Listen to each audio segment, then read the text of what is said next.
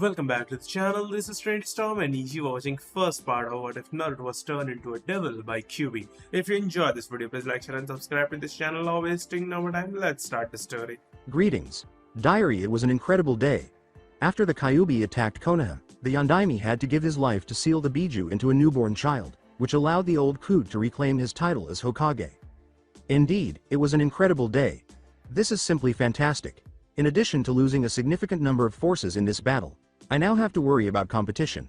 I can't allow the Jinchuriki to try to seize the area for himself, so he needs to be watched closely. I've put in too much work to reach this point. I'm not going to give it up. October 10th 4x 10 out of 10, 4x damn paperwork, I still find it hard to understand why I bother keeping a journal. Yes, I do recall. Without having to deal with paperwork, I kept a journal. I had given it to Minato. Minato, how could you have done that to me? You have no idea how difficult it was for me to find a suitable Hokage candidate. Orochimaru was there, of course, but that's all. Orochimaru was his name. It took me a very long time to pass the torch, and before even 10 years had gone by, you went and gave your life.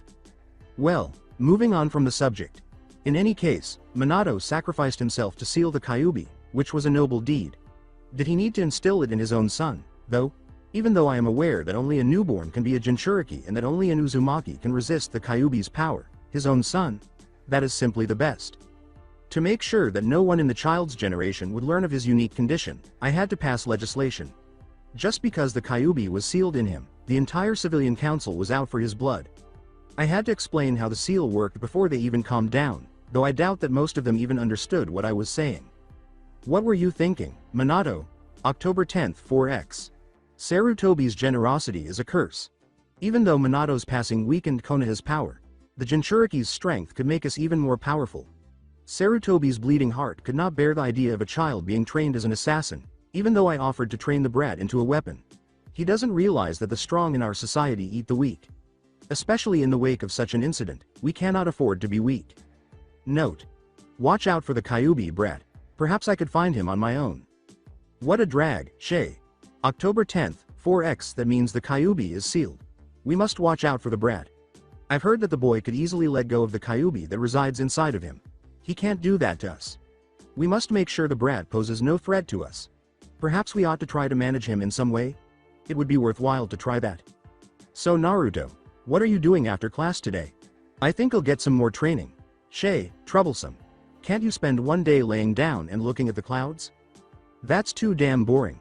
How can you have so less energetic? You just have too much energy.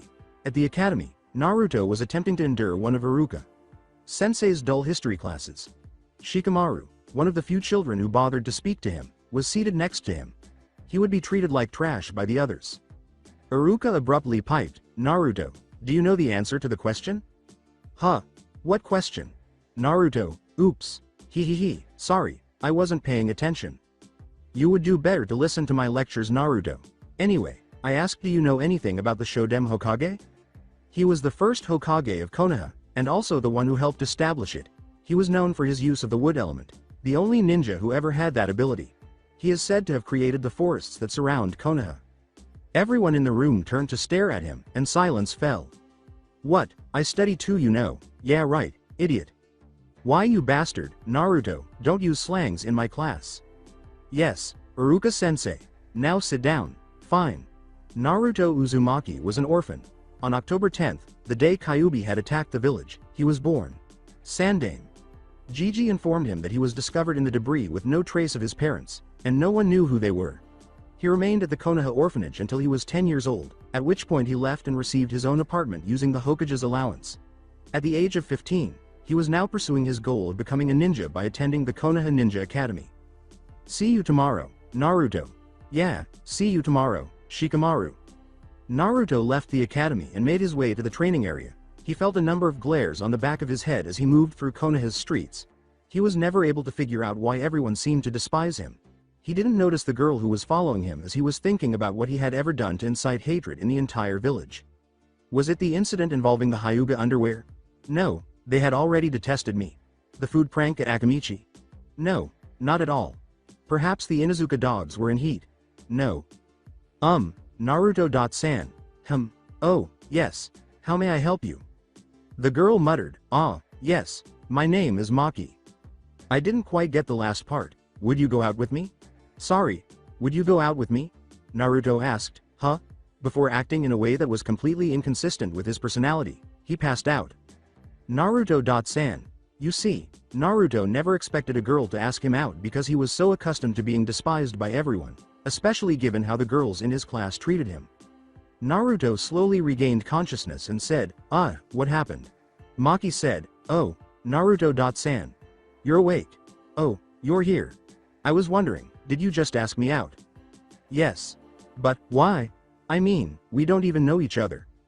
I have been watching you for a while now. You are strong, handsome, kind. Wait, hold up. Were you stalking me? Maybe? Oh my. This is awkward, but to answer your question, I don't know you enough to start going out with you. Maki said, clearly deflated, oh, but we could go out on a date. Get to know each other more. What do you say?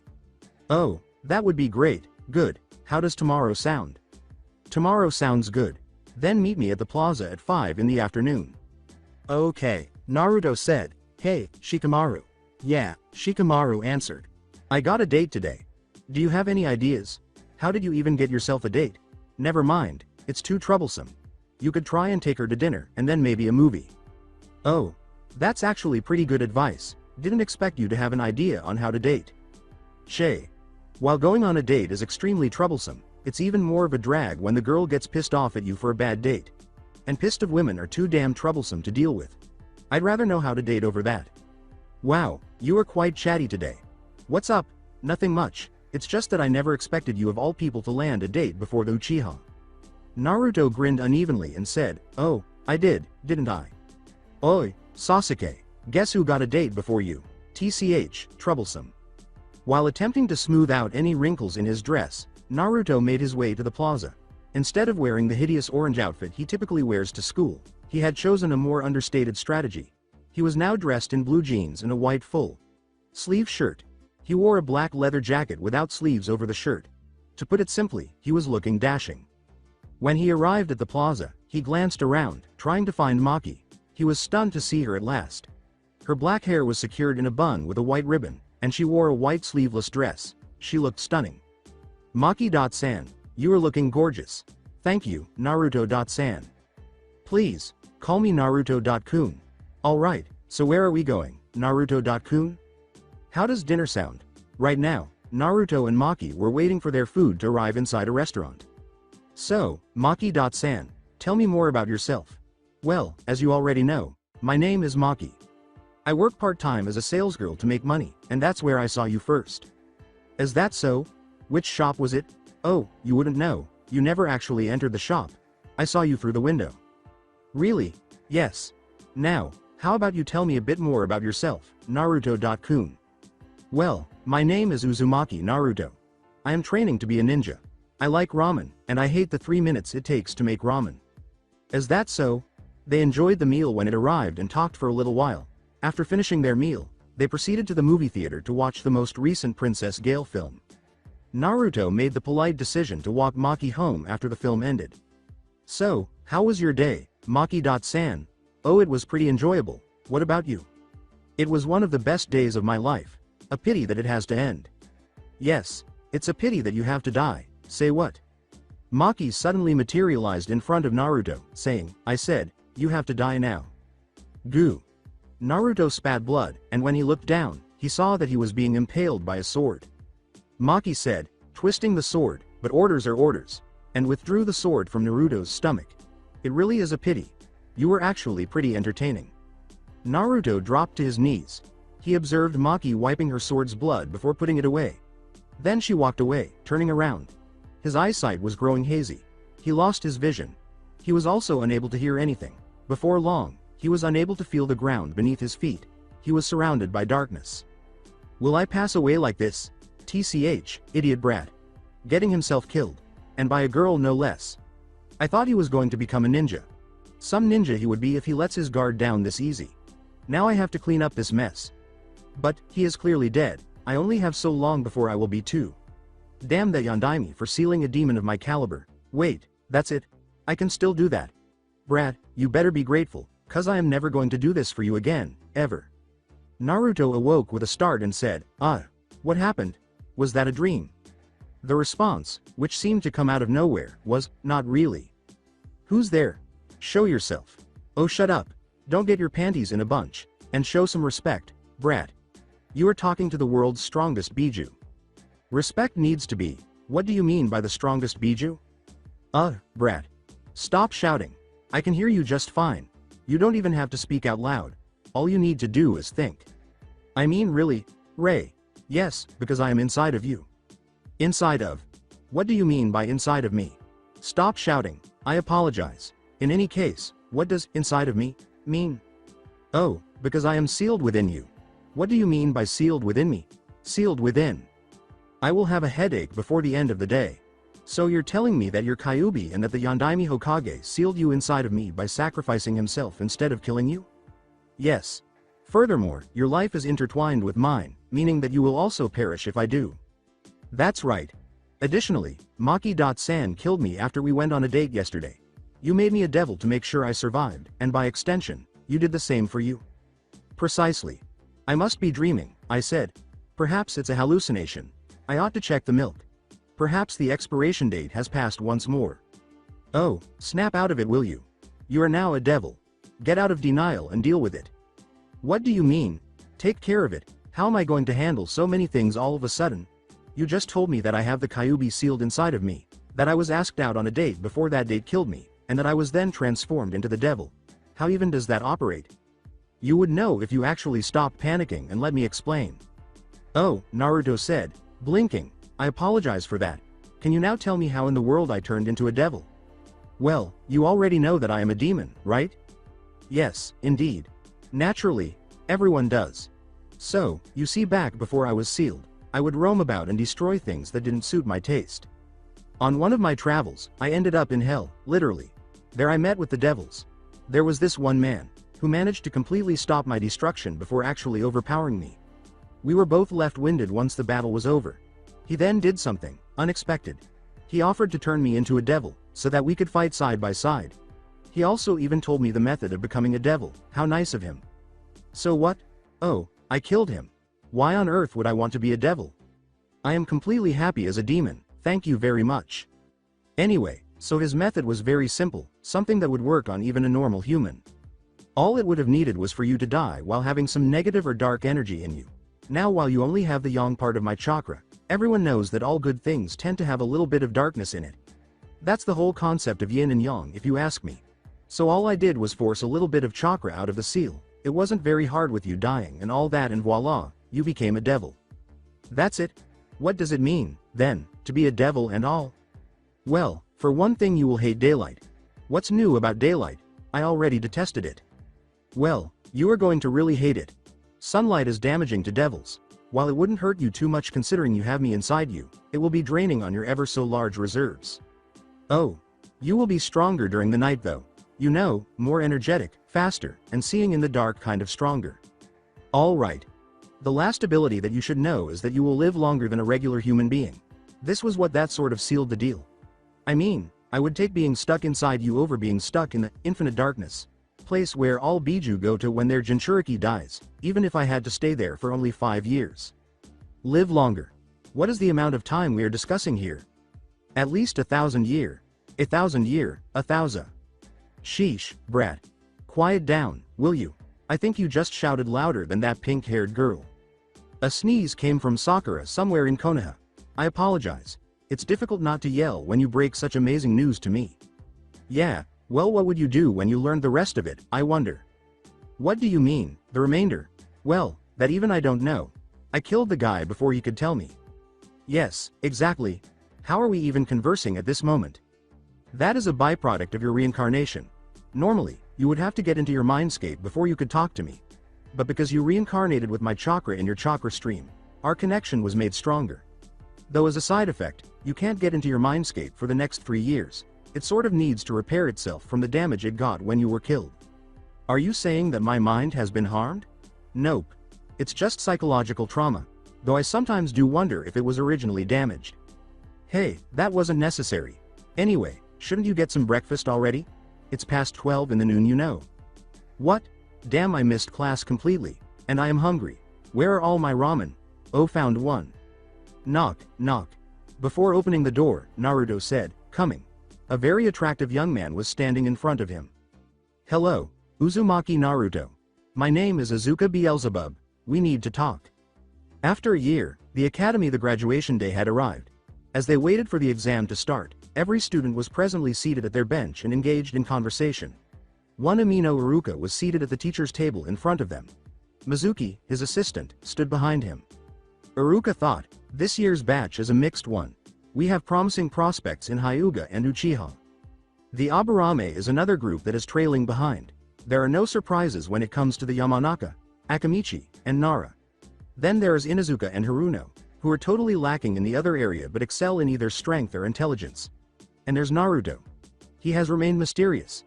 Every subject has been a failure for him. However, there are occasions when it appears that he is far more knowledgeable than he admits. His true talent seems to emerge when his control falters.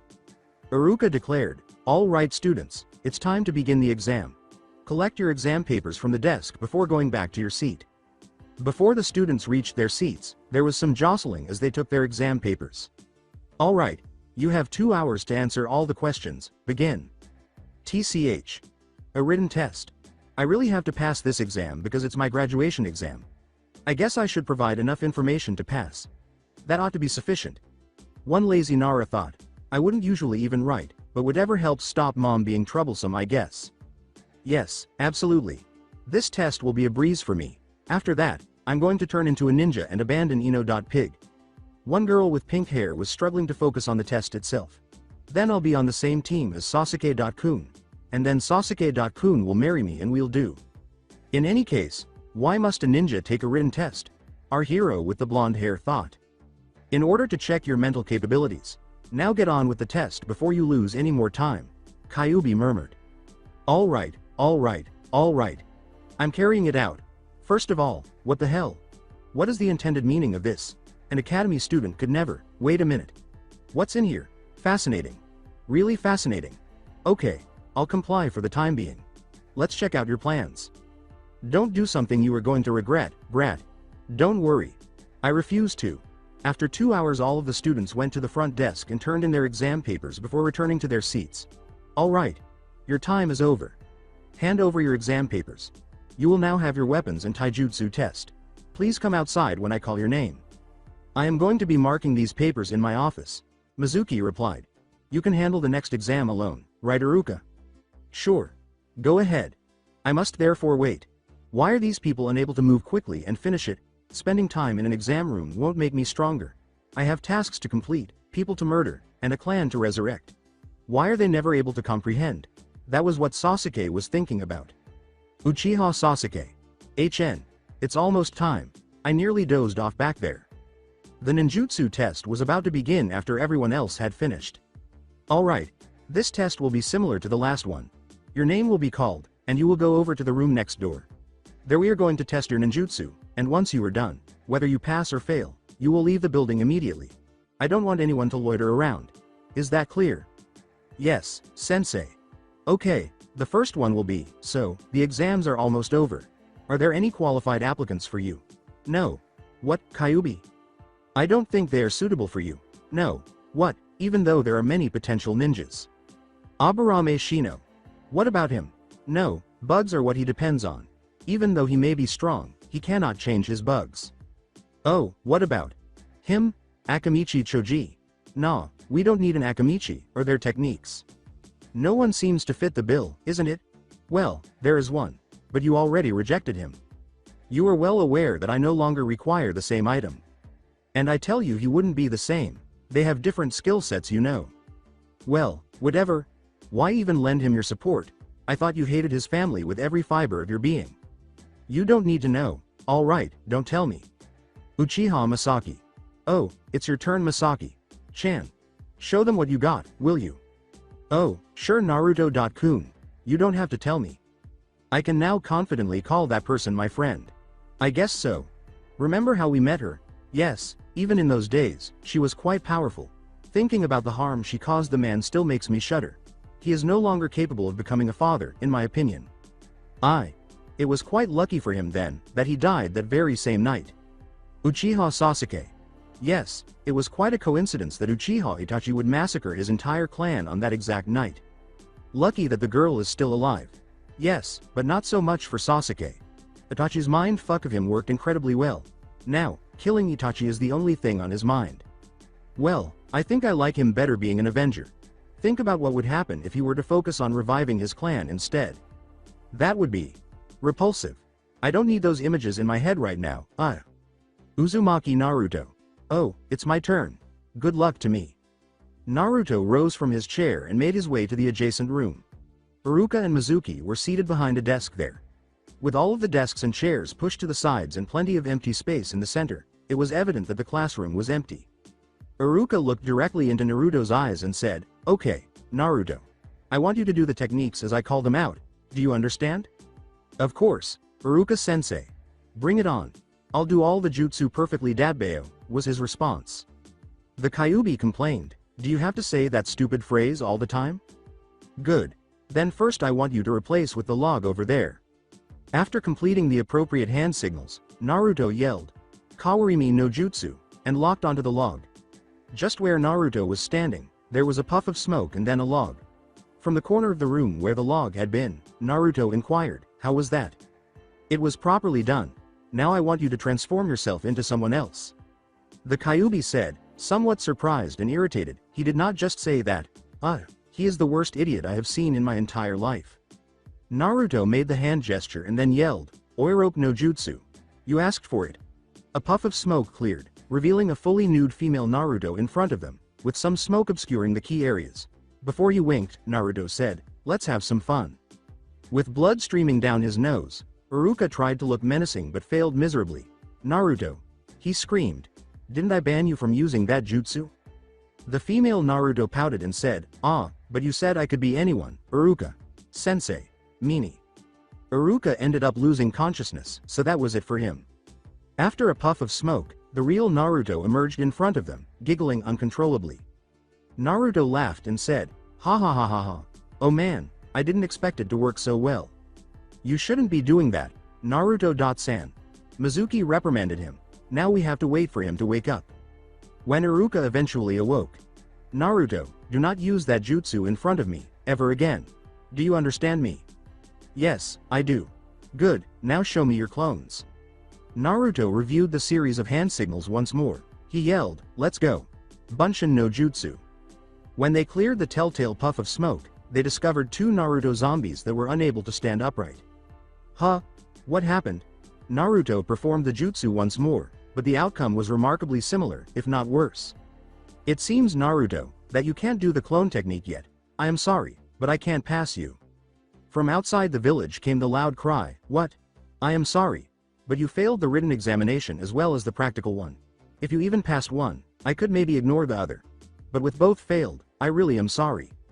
"Brat, what do you think you are doing? I know full well that you can do the clone technique perfectly." Naruto thought, "Shut up, Fox, don't distract me," and then a dejected expression appeared on his face. After that, he went outside and made his way to the Hokage monument. Then he entered a gun shop and proceeded straight into the market street. Through gritted teeth, the shopkeeper asked, "How can I help you?" "I want 50 exploding tags and 100 kunai. That will be 1500 ryo." "Here's the money." Naruto got out of the store, completely equipped for battle. Despite his dejected expression, he was laughing uncontrollably in his head. You see, Sandame learned about Naruto's treatment by the Konoha people when he was 14 years old. He created a new law that made it possible for customers to sue businesses that refused to sell to them as a form of discrimination. After that, Naruto filed a lawsuit, with Sarutobi's assistance, of course, against Konoha's most anti Naruto store owner and prevailed. No other store ever dared to turn him away, and he received hefty fines. Before long, he arrived at the Hokage monument. After reaching the summit, he took a seat beneath a tree and looked out over Konoha. When Naruto turned around, Mizuki was staring at him with a soft smile on his face. "So there you are. I have been looking all over Konoha for you." "Why?" Naruto snapped. "I am here to apologize on behalf of Iruka. He was a bit harsh back there. He could have passed you, you know. But I guess he is a stickler for discipline," Mizuki clarified. Naruto complained, "So? That's not going to get me past, you know. That's the second reason I am here. You see, there is a second way someone can become a genin." Really? Asked Naruto, his face displaying excitement. Yes. All you need to do is get the Forbidden Scroll which is hidden in the Hokage's office, and learn a jutsu from it. Once you learn it, go to the forest. Someone will be there to test you. Alright. Thank you, Mizuki. Sensei. So that's what you were planning, bastard. I'm lucky, though. I now have a legitimate reason to steal the Forbidden Scroll. Hokage-sama! Exclaimed a ninja as they stormed into Sarutobi Hiruzen, Sandaime Hokage's office. Sarutobi asked, "What's going on?" "It's Uzumaki Naruto. He has stolen the Forbidden Scroll." Before uttering the words, gather all the ninja available. Tell them there to find Naruto and capture him. Remember, capture him. If he somehow ends up dead, I will find and kill the person who decided to not follow an order from the Hokage. The wise Hokage asked himself, what is that idiot thinking? Yes, Hokage-sama. In the meantime, with Naruto. This thing is really heavy. They must not have believed that it needed to be carried. Let's see if this location works. It's time to become a genin by learning a new jutsu. Oh, this one is good, and that one is good, too. Perhaps I should start with that. Alongside Iruka. What have you done, Naruto? Did you not find it shocking that you chose to steal the Forbidden Scroll? In an attempt to locate Naruto before anyone else, Iruka hurried through the trees. Orders be damned, Naruto would be killed if he were discovered by another person. Abruptly, from a kilometer to his north, he felt a sharp, powerful, and swift burst of chakra. He swiftly changed course and raced in the direction of the chakra blast's origin after realizing that Naruto was the only one capable of handling such a high-density chakra. He saw Naruto lying on the ground, panting, as he got closer to the clearing. There by his side was the open Forbidden Scroll. Iruka said, "Naruto, what do you think you are doing?" "Oh, Iruka. Sensei. Are you here to test me for the technique I learned from the Forbidden Scroll, so that I can become a genin?" was Naruto's reply. "A test, Naruto. Who told you that?" "Why, Mizuki. Sensei, of course." "There is no test, Naruto. So Mizuki-sensei lied?" "What?" One of the trees responded, "I am afraid I did." Naruto turned to face the voice and saw Mizuki standing there, but then he saw something else that was immediately dangerous. A Fuma shuriken approaching him. He was about to back away, but Iruka reacted more quickly, taking the shuriken on his back while defending Naruto. "Mizuki. What are you doing, in your opinion?" Iruka shouted. "Did you know, brat?" Mizuki answered, "Oh, I am just ridding this world of a demon. Why do the villagers despise you? Why do they refer to you as the demon?" "Mizuki." Iruka begged, "Please don't." Mizuki spat, "Oh, shut up, Iruka." Then she went on, "They call you the demon because you are a demon. The reason for this is that you are imprisoned inside the nine-tailed demon fox." "No." With a horrified expression, Naruto uttered, "It isn't possible. There's no way. Was that what you anticipated from me?" Naruto deadpanned. "What?" Mizuki appeared completely perplexed. "Oh, hurry up. I'm 16 years old already. When I was 15, Gigi told me about the Kyuubi. I was already aware of it. For a chunin, you're not very intelligent, are you?" Naruto thought. Before hurling multiple shurikens at Naruto, Mizuki growled, "Why you? I'll kill you for mocking me." Zooming in on Naruto, who was motionless, the shurikens appeared to strike him before he faded into oblivion. Iruka thought, "But I thought Naruto couldn't do that? Bunshin no jutsu?" Directly behind Iruka, Naruto yelled, "Oi, Mizuki. Did you believe you were able to cause me to fail the test? Did you?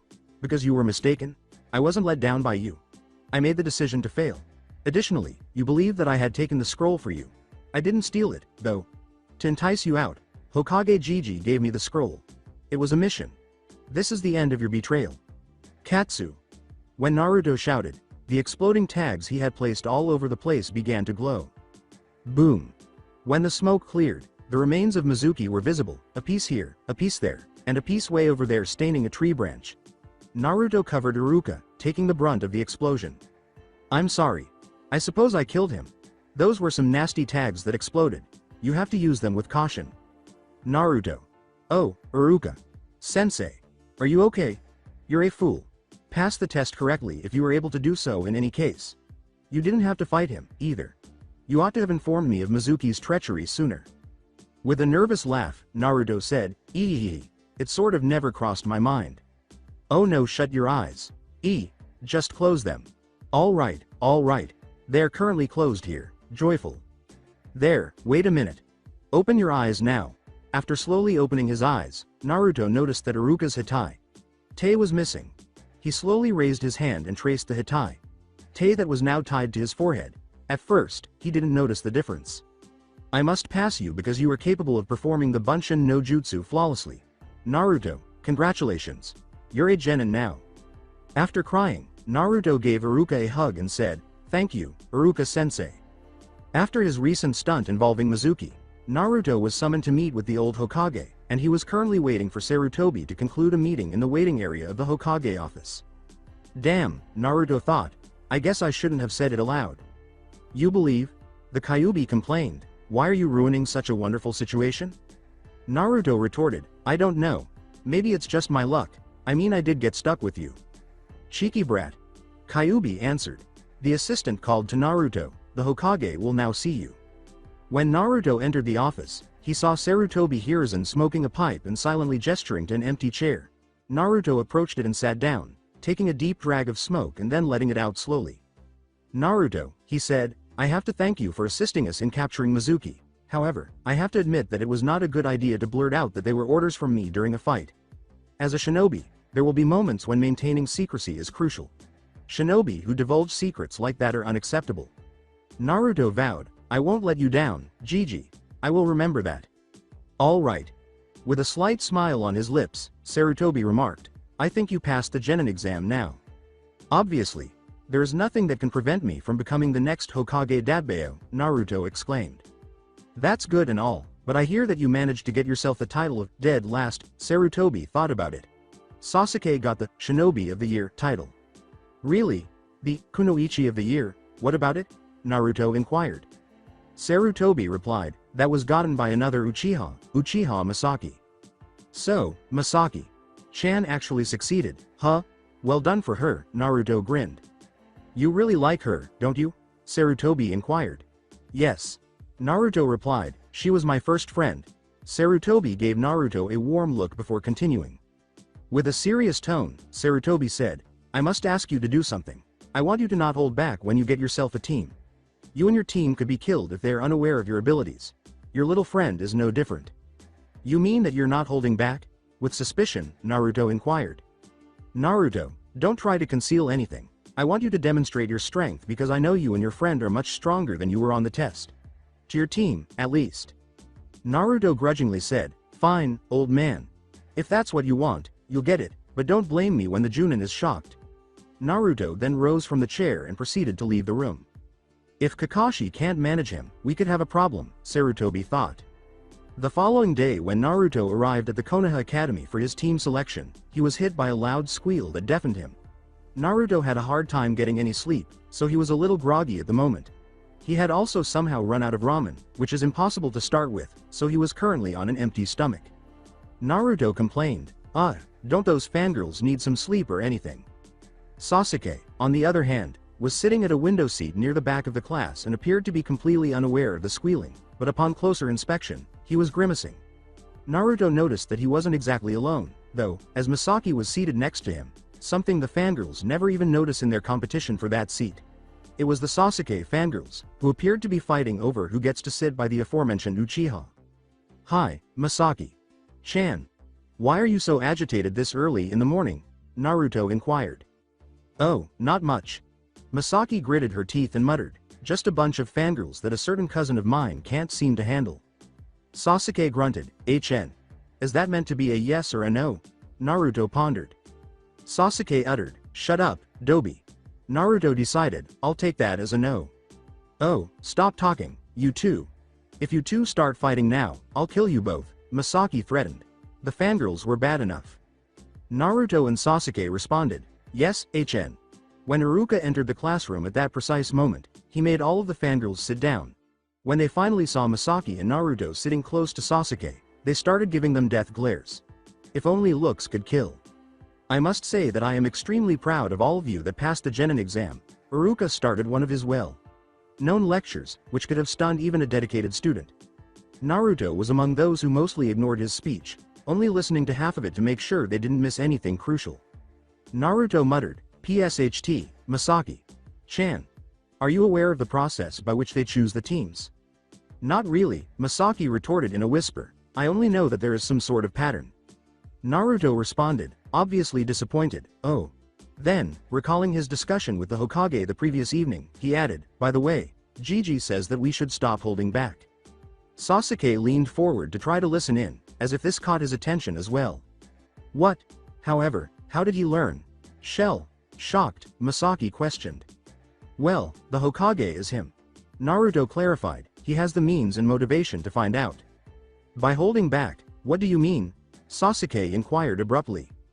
Masaki casually said, just that we haven't been using our full power yet. Sasuke was unable to speak. Everyone's focus abruptly shifted to Iruka when he said, I am going to call the teams and their Junin-sensei now. With a literal leap of joy, Naruto exclaimed, oh, he will begin now. Alright. Team 1 will consist of Uzumaki Naruto, Uchiha Masaki, and Uchiha Sasuke. Hitaki Kakashi will be your sensei. The whole room fell silent as a result, and then there were a number of outbursts, mostly from Sasuke's devoted fanbase. Unusually, Sasuke yelled, why the hell am I in his team? A fangirl exclaimed, yeah, why does Naruto get to be on his team? He is the dead last. Fangirl number 2 yelled, I deserve to be on Sasuke-kun's team. Yeah. And why is she in his team? Iruka yelled, silence, and the classroom fell silent. Sasuke is the Rookie of the Year, Naruto is the dead last, and Masaki is the Kunoichi of the Year. Now shut up and sit down before I decide to hold all of you back. This caused everyone to return to their seats, muttering behind their backs. In contrast, Naruto thought in a similar but entirely different way. What on earth was the elderly man thinking? I'm hoping he'll send a decent Junin after what he said to me. Before leaving the room, Iruka said, okay, now that the teams are finished, we are going to have a lunch break. Get back here at 12 noon sharp. Your sensei will pick you up from here. He was soon followed by the rest of the teams, leaving only Team 7 inside the classroom. No one said anything until a loud rumbling disrupted the silence. Naruto nervously laughed, ehehe. He said, so, who's up for some ramen? A little later, Ichiraku's Team 7 entered Naruto's preferred ramen shop. Not exactly the business hours of ramen, but it was fairly deserted. Behind the counter stood Tucci, the shop's owner, an elderly man. Hearing the footsteps, Tucci looked up and became clearly animated. Oh, here comes my best customer. Tucci responded, and you have brought your friends with you, I see. Naruto said, you already know Masaki-chan, and the grumpy kid is her cousin, Sasuke. Masaki waved at Tucci, and Sasuke merely grunted. That's right. Before placing their orders, they all took a seat. As they awaited their orders, Sasuke asked, so, what do you want to talk about? What do you mean? Naruto asked, his face displaying utter ignorance. Beside him, Masaki had the exact same look on her face. With a hint of annoyance in his voice, Sasuke asked, do you take me for an idiot? I know for a fact that I refused to come here. If you guys hadn't dragged me, I wouldn't even be here. So, tell me, what do you want? Naruto laughed sheepishly and said, can't get by you, huh Sasuke? Fine, I'll get right down to business. Since we are already in the same team, we will have to tolerate each other for a really long time. It will also seem to be a hindrance towards each of our respective goals. You, for instance, are already thinking that we will hinder you from killing Itachi. Now Sasuke had doubts. How did the deceased last read his mind so accurately? What did he hope to accomplish? Anyway, Naruto said, what I'm trying to say is that we are not going to be a hindrance to you. Masaki-chan here is actually on the same boat here, you know. And I believe that Itachi had it coming. So, neither of us is going to stop you. Hell, I might even want to help you if I have nothing else to do. Sasuke was no longer to be feared. The fool was attempting to accomplish something. He simply had no idea what it was. Sasuke questioned, there is a, but, somewhere around there, right? Naruto responded, not really, no, just a request. We hope that just like we would help you in your goal, you will help us with ours. Sasuke, not at all pleased, asked, and what is your goal? Naruto piped, mine is to be the Hokage. Masaki shook her head and pawned her face at Naruto's return to stupidity. Masaki stated, I haven't exactly decided on a goal yet. Sasuke weighed the possibilities before him. He didn't want these two to assist him in his retaliation. And yet, he wasn't quite sure whether he could do it without them. For starters, Masaki was a Uchiha because he was his cousin. She didn't have to endure the same torment he did, but she had every right to want retribution. He was aware of her strength as well. She could give him a run for his money when she stopped playing around. Naruto was also a wild card. Of course, he received the lowest grades in the class. However, there were also times when he caught everyone off guard. And he could outrun even Anbu when he was running away from them in a prank. He might end up being quite helpful. After considering his options, he concluded that having both of them assist him would give him a far better chance. Sasuke curtly said, "Fine." Tucci put their individual bowls of ramen in front of them and said, "Order up." Later, at the academy, Team 7 had returned from their lunch break more than 3 hours earlier. Their own sensei had not appeared, but they watched the other teams depart with their respective senseis. Naruto was already pacing the room, furious that their sensei was going to regret being so late. Sasuke had his hands clasped together in front of him as he sat down on one of the chairs. He appeared unfazed, but if you know him well enough, as Masaki did, you can see that he was also quite irritated. Masaki's eyes followed Naruto, but her thoughts were elsewhere. She was thinking back. One of the few people who did not expel her following the Uchiha massacre was Naruto. She didn't go into depression like her cousin Sasuke because of him, who was also her first friend. Masaki could now claim that Naruto was her closest companion. She had a vivid memory of how they first met, a flashback. After a tiring day at the academy, Masaki was making her way home on foot. She was hoping to take a long shower before going straight to bed after a demanding day. The people who were following her were something she was unaware of while she was daydreaming. As she got closer to the Uchiha compound, the streets began to get empty. It wasn't normal for anyone to approach the Uchiha compound, nobody did. But when she snapped out of her reverie, 3 academy seniors were all around her. The youngest child said, "Look what we have here, boys. A beautiful lady going home alone." One of his lackeys grinned broadly and said, "Yeah, boss. With everything that's going on, I can't believe she decided to walk home alone." The other lackey suggested, "Perhaps she wishes to be kidnapped by the infamous kidnappers who only take attractive girls." An irritated Masaki remarked, "Or maybe she is just strong enough to protect herself." The leader said, "Well, let's find out." He then ordered, "Get her." The trio circled Masaki and began to slowly box her in. However, there was an orange blur before one of the 3 flew out of the formation and struck a wall before they could take any action. The other child started to say, "What the hell?" but stopped himself when he saw Masaki's fist pressed against his face. The leader then fell to the ground in a crumpled heap after Masaki swiftly moved and kneed him in the family jewels. She turned to see a child with blonde hair gazing at her with blue eyes in appreciation. "Like I said, I am strong enough to protect myself." The end of the flashback as Masaki remembered her first encounter with Naruto. A smile appeared on her face.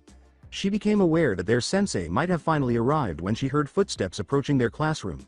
She then decided to feel sorry for her sensei, whoever he or she was, after noticing Naruto sitting at a desk with a really eerie smile on his face.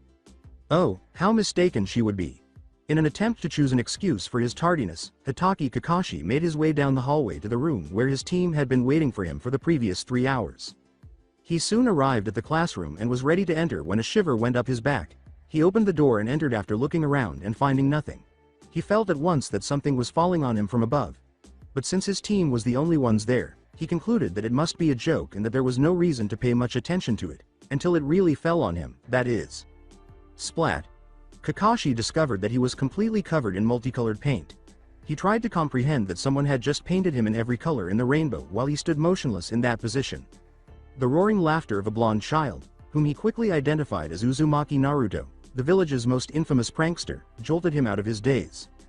It's always a bitch to look back. He glanced around and noticed a girl with black hair giggling softly. She was the girl on his team, Uchiha Masaki, he remembered. He quickly discovered the other Uchiha on his team. Sasuke was attempting to conceal a grin that appeared to disturb his emotionless manner. Keeping to his slack, uninterested demeanor, Kakashi said, My first thoughts about you guys," before shunning out of the room, leaving a stunned group of students in his wake. "I hate you. Meet me at the rooftop." At the moment, Kakashi and his group were on the academy's rooftop. He had managed to get rid of the paint, and grabbed a change of clothes in the time it took the brats to climb to the roof. He was watching the 3 people he was meant to be training. If his life depended on it, Naruto, who was a ball of energy, would not stop bouncing in his place. However, there was a problem with this. It seemed natural to him, but he couldn't quite explain why. Too organic. Perhaps the brat is concealing something. He would need to watch him closely. In contrast, Sasuke was the total opposite of Naruto. He ignored most of what was going on around him and remained utterly stoic. He was still conscious of his surroundings, though. Yes, he knew, but he was more adept at concealing it. A closer examination revealed that all of his muscles were tense in preparation for the unexpected, despite his appearance of relaxation and even lethargy. Between the two of them, Misaki appeared to be the ideal balance. Like Sasuke, she appeared vivacious enough to at least keep up with Naruto while also being tense, waiting for something to happen. Kakashi was stuck in a bind. His team appeared to be one of those risks that, if successful, could yield the greatest outcome ever. But it would be disastrous if it were lost. Kakashi said with a smile, "All right, how about we get introduced? Tell me your likes, dislikes, hobbies and dreams." Naruto asked, perplexed, "How is that supposed to work?" Kakashi, a little miffed that the boy couldn't even do that, said, "All right, I'll go first to show you how it's done. There, that shouldn't give them any information about me at all. My name is Hitaki Kakashi. I like. And I dislike. I have lots of hobbies. My dreams. Is none of your business." Kakashi noticed a glint in Naruto's eyes before he adopted an expression of annoyance. Kakashi pointed to Naruto and said, "Okay, Blondie, you go first." Naruto moved animatedly as he said, "All right, my name is Uzumaki Naruto. I like ramen. I dislike the 3 minutes that takes to cook ramen. My hobby is gardening. My dream is to become greater than the previous Hokages." Even though it appeared that he spoke a lot, he was able to effectively filter out any personal information. After all, he might be talented. However, you can see the outlines of Uzumaki Naruto's personality if you read between the lines. His interest in gardening indicates to me that he enjoys being in charge of his life. However, his declaration that he is Hokage indicates that he has yet to gain that authority and is still working toward it. Kakashi gestured to Sasuke and said, "Your turn. My name is Uchiha Sasuke. I don't like much, and I dislike a lot of things. I don't have a hobby. My dream, no, my ambition is to kill a certain man and to revive my clan." "All right. An Avenger is the Uchiha. That can't work out. I see that he is also quite antisocial. Additionally, he has been able to block out any personal information that I might need, and he even notifies me when he does so. He needs to work on his subtlety and personality, I guess." Glancing at Misaki, Kakashi uttered, "Wrap it up, girl. My name is Misaki Uchiha. I like my family and friends. I dislike people who threaten my family and friends. My hobby is training, and my dream is to help Naruto and Sasuke achieve their goals." That was unanticipated. This team may be held together by her. She can inspire and influence them through her dream and her relationships with them. But she was the one who revealed the most. Given what happened to the Uchiha, it is clear that she wants to protect her beloved people. Other than that, though, she has the motivation to accomplish her goals. With a detached tone, Kakashi said, "Now that we are all acquainted and all that, let's get down to business. Tomorrow you are going to have a survival test at Training Ground 3. Be there by 0600 hours. Don't be late." He got up and left. Hitaki Kakashi departed the rooftop in a whirlwind of leaves after saying, "Oh, and a suggestion. Don't eat breakfast. You will throw up." The following day right now, Naruto was sprinting in the direction of Training Ground 3. He was already running late for his survival test, and he was unsure of Kakashi's plan for dealing with tardy individuals. Before climbing onto the roofs of Konoha, he nearly collided with multiple people. However, he didn't come down voluntarily. He slipped and fell directly onto the pavement. He scrambled to his feet and fled once more. However, the only people waiting for him at the training ground were his two teammates. Their sensei was nowhere to be found. He appeared to have a serious tardiness problem. After Naruto sat down next to Misaki, they immediately got into a furious argument about the best ramen flavor. However, Sasuke was seated at a distance, thinking about Itachi. 4 hours later, Kakashi arrived at the training ground to find his team half asleep, but he didn't mind. Pretty soon they would be wide awake. Kakashi chirped, "Hello there." In a rare display of coordination, all three of his team members said, "You're late." His justification was, "I got lost in the way of life. Anyway, I hope you guys are ready, because you are now going to have to take the test to become active genin." "What's that supposed to mean?" Naruto inquired, clearly perplexed. "What it means is that unless you pass today's survival test, you will be sent back to the academy," Kakashi clarified. "What the hell?" Naruto cried out, "Then what was the graduation exam for?" Kakashi explained, "Oh, just to weed out the completely incompetent ones." Kakashi removed 2 bells from his pouch and said, "So, let's get down to what to do, alright? Your objective will be to get these bells from me within the next 2 hours. If you can get 1 bell before noon, you pass. If you don't, you fail." Misaki questioned, Why are there only 2 bells? After receiving a nod from Team 7, Kakashi said, "Oh, so you noticed." He then gave his team a smile that sent shivers down their spines. You see, this test has a 66.7% chance of failing. This is because only 2 of you are going to pass this test. So are you ready? He asked. Remember, if you don't come at me with the intent to kill, you won't get the bells. Begin. Sasuke and Misaki both leapt away and hid as soon as Kakashi yelled the test start. However, Naruto had different plans. Kakashi asked in confusion, "Oh, you are not going to hide yourself?" Naruto assumed a battle stance and responded, "Well, it's not like I could hide for long from a Junin of the village. I can outrun you, sure, but I don't think I could hide from you, Kakashi Sensei." Naruto came to the realization that he could only successfully remove a bell from Kakashi when he was being undervalued. Thus, maintaining his foolish persona throughout, he charged Kakashi. He attempted a blow to Kakashi's head, but it was easily deflected. Naruto used the momentum to spin on the spot and kick Kakashi in the middle. Kakashi used his left hand to block the kick and his right to grab the leg. Naruto jumped right in after using Kakashi's hand to propel himself away from Kakashi. This time, Naruto attempted a left-handed blow to the head, but Kakashi once more blocked it. He then attempted a right kick to the head using the Kakashi's hand as a pivot, but it was quickly stopped.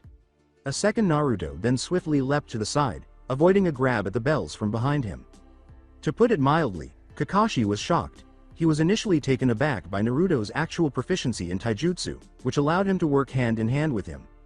It wasn't shocking, of course, because that was the only test he passed with flying colors. It was unexpected that he was being attacked by a shadow clone and that the real one nearly caught him off guard. When he first arrived, it appeared that Naruto was not one of the 3. He tricked people into believing it was the real one by making the shadow clone speak on his behalf. It avoided the one attack he had attempted because if it had been hit, it would have exploded. But he didn't have much time to think before a hail of shurikens suddenly attacked him from behind. Sasuke had to admit that he was impressed by Naruto's self-control after witnessing the Naruto clone battle Kakashi. Sasuke saw an opportunity when Naruto failed to seize the bells, so he chose to use shuriken to shower Kakashi with them. He was startled when they first struck Kakashi, but then a puff of smoke showed that Kakashi had been replaced by a log. Kakashi had taken his place. Sasuke swiftly started to move after realizing that his position was compromised in an attempt to escape before Kakashi could reach him. However, Kakashi swiftly cornered him in another clearing and engaged him, so it was too late. With a kunai in hand, Sasuke deflected Kakashi's blow. Then he attempted to use his own kunai to strike Kakashi's kidney, but it was blocked. Twisting, he attempted to kick Kakashi in the middle, but it was again blocked. Sasuke lifted his left leg and kicked Kakashi in the head while maintaining his right leg on his arm, which was used to block the kick. With his other arm, Kakashi was able to block this. Sasuke twisted in midair and grabbed at the bells, sending him flying. Now Kakashi felt a little impressed. He had not intended to keep these children away from those bells, but they had already caused him to react twice without even knowing what the test was about. And before attacking themselves, they appeared to divert his attention by using one another as bait. He quickly witnessed another excellent example when he launched Sasuke into the air and had to defend himself against a massive fireball that was much larger than him. In an attempt to surprise Kakashi, Misaki decided it was her moment to shine and threw a full power fireball at him. When Kakashi had to dodge, she was successful. As soon as Kakashi moved, she immediately harassed him and tried to punch him in the stomach. After swiftly deflecting it, Kakashi soon discovered a kick aimed at his face. He raised his arm in an attempt to block, but was punched in the face instead. He was able to catch a glimpse of Misaki's red eyes before he was propelled skyward. But he changed himself once more before he struck the tree. Misaki made a frantic but futile attempt to locate him. He wasn't to her right, left, or rear. He wasn't above either. She glanced down quickly, but there was nothing there. When she focused her Sharingan, she discovered that Kakashi had left the immediate area and was returning to the clearing where the test had started. When Misaki turned around, Sasuke was back to normal. Her face lit up with a savage smile as she started to devise the scheme that would bring Hitaki Kakashi to ruin. Shivering, Kakashi started to hurry back to his base. In contrast to those typical teams of potentials, he was mentally cursing his luck for choosing a group of children who were truly strong. He had been confused by the dead last student in the class. How in the world did the brat convince all of the academy's instructors that he was the worst student? He was smarter than he admitted, and his battle strategy demonstrated that he could fight. He questioned why they were at the academy after meeting the Uchiha boy. He couldn't have gotten that strong from academy instruction alone. Most likely, the boy trained for the majority of his leisure time. Then there was Misaki, the girl. In addition to having her Sharingan activated, she had actually succeeded in striking him. He wouldn't be able to survive if these three didn't cooperate in some way. When Kakashi arrived at the clearing, he could feel two people coming quickly. As soon as Sasuke and Misaki touched down in the clearing, he knew who they were. "So, are you here for the bells? Maybe you want to leave Naruto back at the academy?" Kakashi chided. With a fierce smile, Misaki questioned, "Are you sure you want to play that card? Maybe you should reveal your Sharingan to make this fair." She then activated her own card for emphasis. Kakashi raised his lopsided Hitai, exposing his Sharingan, and said, "TCH. Don't blame me when you end up beaten to a pulp." Misaki confronted Kakashi in close quarters after saying, "We won't. Cause it's not gonna happen." Misaki attempted to sweep at Kakashi's legs, but Kakashi easily jumped over it before avoiding a fireball that Sasuke threw at him. Before long, he was fending off a barrage of punches and kicks from Misaki, but she abruptly withdrew, the ground glowed, and then exploded. Before he was blown to pieces, he had to use all of his experience to replace himself with a log. Then, in close combat, Sasuke and Misaki both attacked him. The Uchiha cousins were moving in and out quickly and switching off who attacked at random, making it difficult for him to keep track of them. They attacked him from both sides, and he was soon double-teamed. He made an effort to keep up with them, but as soon as he felt someone behind him, he lost focus. When Misaki struck Kakashi in the face for the second time that day, he was powerless to defend himself. He took off again, somersaulted, and landed neatly on his feet before surveying his surroundings. Sasuke had not yet lowered his battle stance, while Misaki's arm was still extended from the blow. The startling thing was that Naruto was crouched in the exact same position as he had been moments before, with one arm out to the side, clutching the bells he was wearing on his belt. You got the bells then, Naruto," replied Kakashi. "What are going to do with them? You only need one." After giving the bells a contemplative glance, Naruto tossed them both to the Uchiha pair behind him. "I don't need that to pass. They never were the objective, were they?" said he. Naruto smiled in response to Kakashi's question. "So, you realized? I am actually surprised, considering you didn't team up with anyone throughout the test. I suppose it was planned before I even got here?" "Of course it was planned.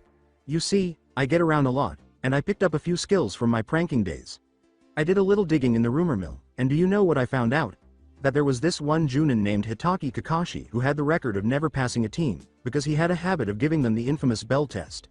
I gathered all the details, and told them to Sasuke and Misaki here while you were waiting for you to arrive. We realized that it was a teamwork test, and that it required for us to work together. But even then, it would be sad if we never got those bells to begin with.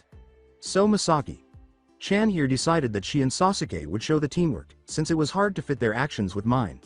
All I had to do was set up traps when you followed them out of the clearing and wait. So I did just that. They managed to push you hard enough for an opening to appear, so I took it." Now Kakashi was bowled over completely. To force them to cooperate, he intended to tie them up against a log and deny them lunch. However, they had surpassed all expectations. As any competent team would do prior to a mission, they had gathered information. After that, they were able to figure out what the test meant and came up with a strategy that would help them all pass. It goes without saying that Kakashi was the happiest man alive at the time. Later, in the office of the Hokage to report on which teams had passed, all of the Junin sensei were gathered. Sarutobi inquired, "Hitaki Kakashi, what is your status?" "Team 7, passes." Kakashi smiled in his head at the shocked expressions his fellow Junin gave him. The greatest team ever had been acquired by him. In the village of Konoha, the day was bright and sunny. People were rushing through the streets in an attempt to reach their places of employment. Several of these individuals could be distinguished as being entirely different from one another, but the public ignored them. These individuals were the village's primary motivators, ninjas. At the moment, two of these ninja were walking down one of Konoha's streets. Naruto called the pair's girl. Her well-toned abdomen was on display as she wore a navy blue top that ended above her navel and black pants. The weapon pouch hanging from her belt was nearly hidden by a dark red jacket tied at the waist by the sleeves. To prevent it from getting in her even darker eyes, her jet black hair was secured in a ponytail. Her bangs were held in place with a Konoha headband. "What is it, Misaki-chan?" the boy asked this day. His headband only succeeded in keeping them out of his line of sight, and his spiky blonde hair seemed to be extremely difficult to control. His glistening blue eyes peered through a few unkempt hairs. Orange flames rose up the sides of his dark blue pants. He had also tied his white jacket around his waist, exposing his wire mesh undershirt. A weapon pouch was visible dangling from his left thigh. Masaki complained, clearly unhappy. How did we get stuck with running this boring D rank while Sasuke gets 1? On point 1 training with Kakashi. Sensei? Naruto, who was also not entirely happy with the circumstances, asked, you do realize that he is probably going through countless near-death situations in order to get stronger? Masaki complained, I know, but still, I'd prefer that over running these errands. Yeah, me too. Naruto concurred. As they reached an alley and were encircled by multiple masked individuals, he remarked, although, we might find something interesting soon. Their masks were blank, but they were all dressed in the typical Anbu garb. It was Naruto who asked out loud, what do we have here? A man came forward and gave Naruto a black mask. Uzumaki Naruto, you have been summoned to the office of our leader. Summoned? Naruto wondered. As he played with the mask in his hand, he questioned, not even asked or requested. You know it's very rude to order someone you don't know, and what about this beautiful lady? She is to finish the D ranks that you were assigned. Masaki bowed. What? No fun for me. Not my fault. And it's not like I'll be going anywhere fun either. Especially while wearing masks. Murmured Naruto. After donning the mask, he gestured ahead. During the trip, Naruto was essentially treated like a bag of potatoes. He made an effort to follow their path, but he quickly lost all sense of direction due to the many detours they took. But they soon came to a halt, and Naruto was able to stand up. He concluded they were inside, most likely underground, after feeling the stony floor. He was in a stone chamber when someone removed his mask. There were no windows at all, and the door behind him appeared to be the only way to enter the room. There was no furniture in the room itself, just a big desk and a high-backed chair that was facing away from him. However, it appeared to be occupied. The men in masks kneeled and said, we have brought him. From the chair, a female voice said, good. You may leave. After the men had gone, the chair turned and a stunning woman in her early 30s was sitting on it. She was dressed in a black dress that accentuated her curves and fit her entire body. It displayed a great deal of cleavage, guaranteeing that every male would be staring at it. Her hair was secured in a bun using a black ribbon. In addition, she wore black glasses, which allowed her brown, perceptive eyes to shine through. Kurokami Madoka. Naruto said, appearing a little taken aback. It's so nice to finally meet such a legend in person. Madoka laughed and said, oh, you are flattering me. With an expression of seriousness on his face, Naruto asked, so, why have I been brought to meet you? Madoka remarked, I see. Straight to the point. I like that, but since you ask so nicely, I want you to do a job for me. A job? A disbelieving Naruto inquired. Don't you have to send it through the Hokage then? I am an active ninja. I can't go around accepting job requests from everybody. Oh, so you even know your boundaries, I see. Don't worry, it wouldn't be anything out of your power. In fact, it has something to do with your next mission. Madoka laughed. A more dubious Naruto questioned, how do you know anything about my next mission at all? Madoka pulled a scroll out of a drawer and said, oh, I have my sources. All I need you to do is to do your mission exactly as it is. This. She threw at Naruto, who skillfully caught it. Is just a bonus mission that you can do while on it. And no one will blame you for doing it. I'll pay you handsomely if you do this for me. Naruto cautiously opened the scroll and looked through its contents. Naruto questioned, how do I know that you are not setting me up? Because we are the same, Naruto.kun. I know about your condition, both of them in fact. I wouldn't harm a comrade like that. She smiled. She said, so, will you do it? I'll think about it. Naruto was making his way over to the Hokage Tower. His strange encounter with Kurokami Madoka, the village legend, was still on his mind. It was both intriguing and concerning that he was able to meet someone who was allegedly in charge of the entire Konoha underworld. If the same individual wanted something from him, it would be even more concerning. He couldn't simply turn her down because that would mean his demise.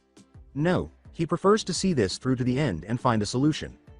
Before long, he saw Masaki waving at him. Kakashi. Sensei was standing next to her, and next to him was Sasuke. The haughty and conceited Uchiha of the past was difficult to spot. His clothing was ripped in multiple places, and numerous burns and bruises were visible through the holes. His face was also battered, which did not enhance his appearance. He needed to rely on Kakashi with one hand to stay upright because he was having trouble standing. On one of his sadistic days, Naruto felt bad for leaving the bastard alone with Kakashi. On the plus side, his fangirls were no longer able to identify him.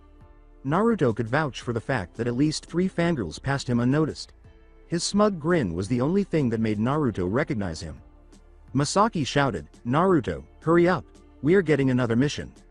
At the moment, Team 7 was waiting for their next mission at the mission desk. "I am pleased to inform you that Team 7 currently holds the highest number of D ranks completed among the rookie genin." The Hokage responded. "I believe that it is time that you were given a harder mission to prove your mettle. What do you say, Kakashi?" With a note of pride in his voice, Kakashi countered, "I think that my team can handle a C rank just fine." Sarutobi handed the scroll to Kakashi and said, "That's what I expected. Now let's see here," as he rummaged through the mission scrolls. "Aha! This one will be perfect. An escort mission to break them into the C ranks." Naruto asked, frantically trying to catch a glimpse of the scroll in Kakashi's hand but failing miserably. "Who do we have to escort, old man?" Sarutobi said, "Tazuna-san, would you please come in?" A door opened, revealing an elderly man clutching a bottle of sake who was completely inebriated. Tazuna-san is a bridge builder who is building a bridge to connect Wave with the mainland. Your job is to escort him to Wave and protect him until the bridge is completed.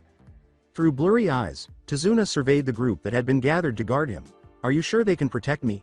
These brats don't look like they can protect themselves, let alone protect me." The room's temperature abruptly dropped. The 3 genin radiated a tremendous amount of chill, and the Hokage and his assistants stared at them almost fearfully.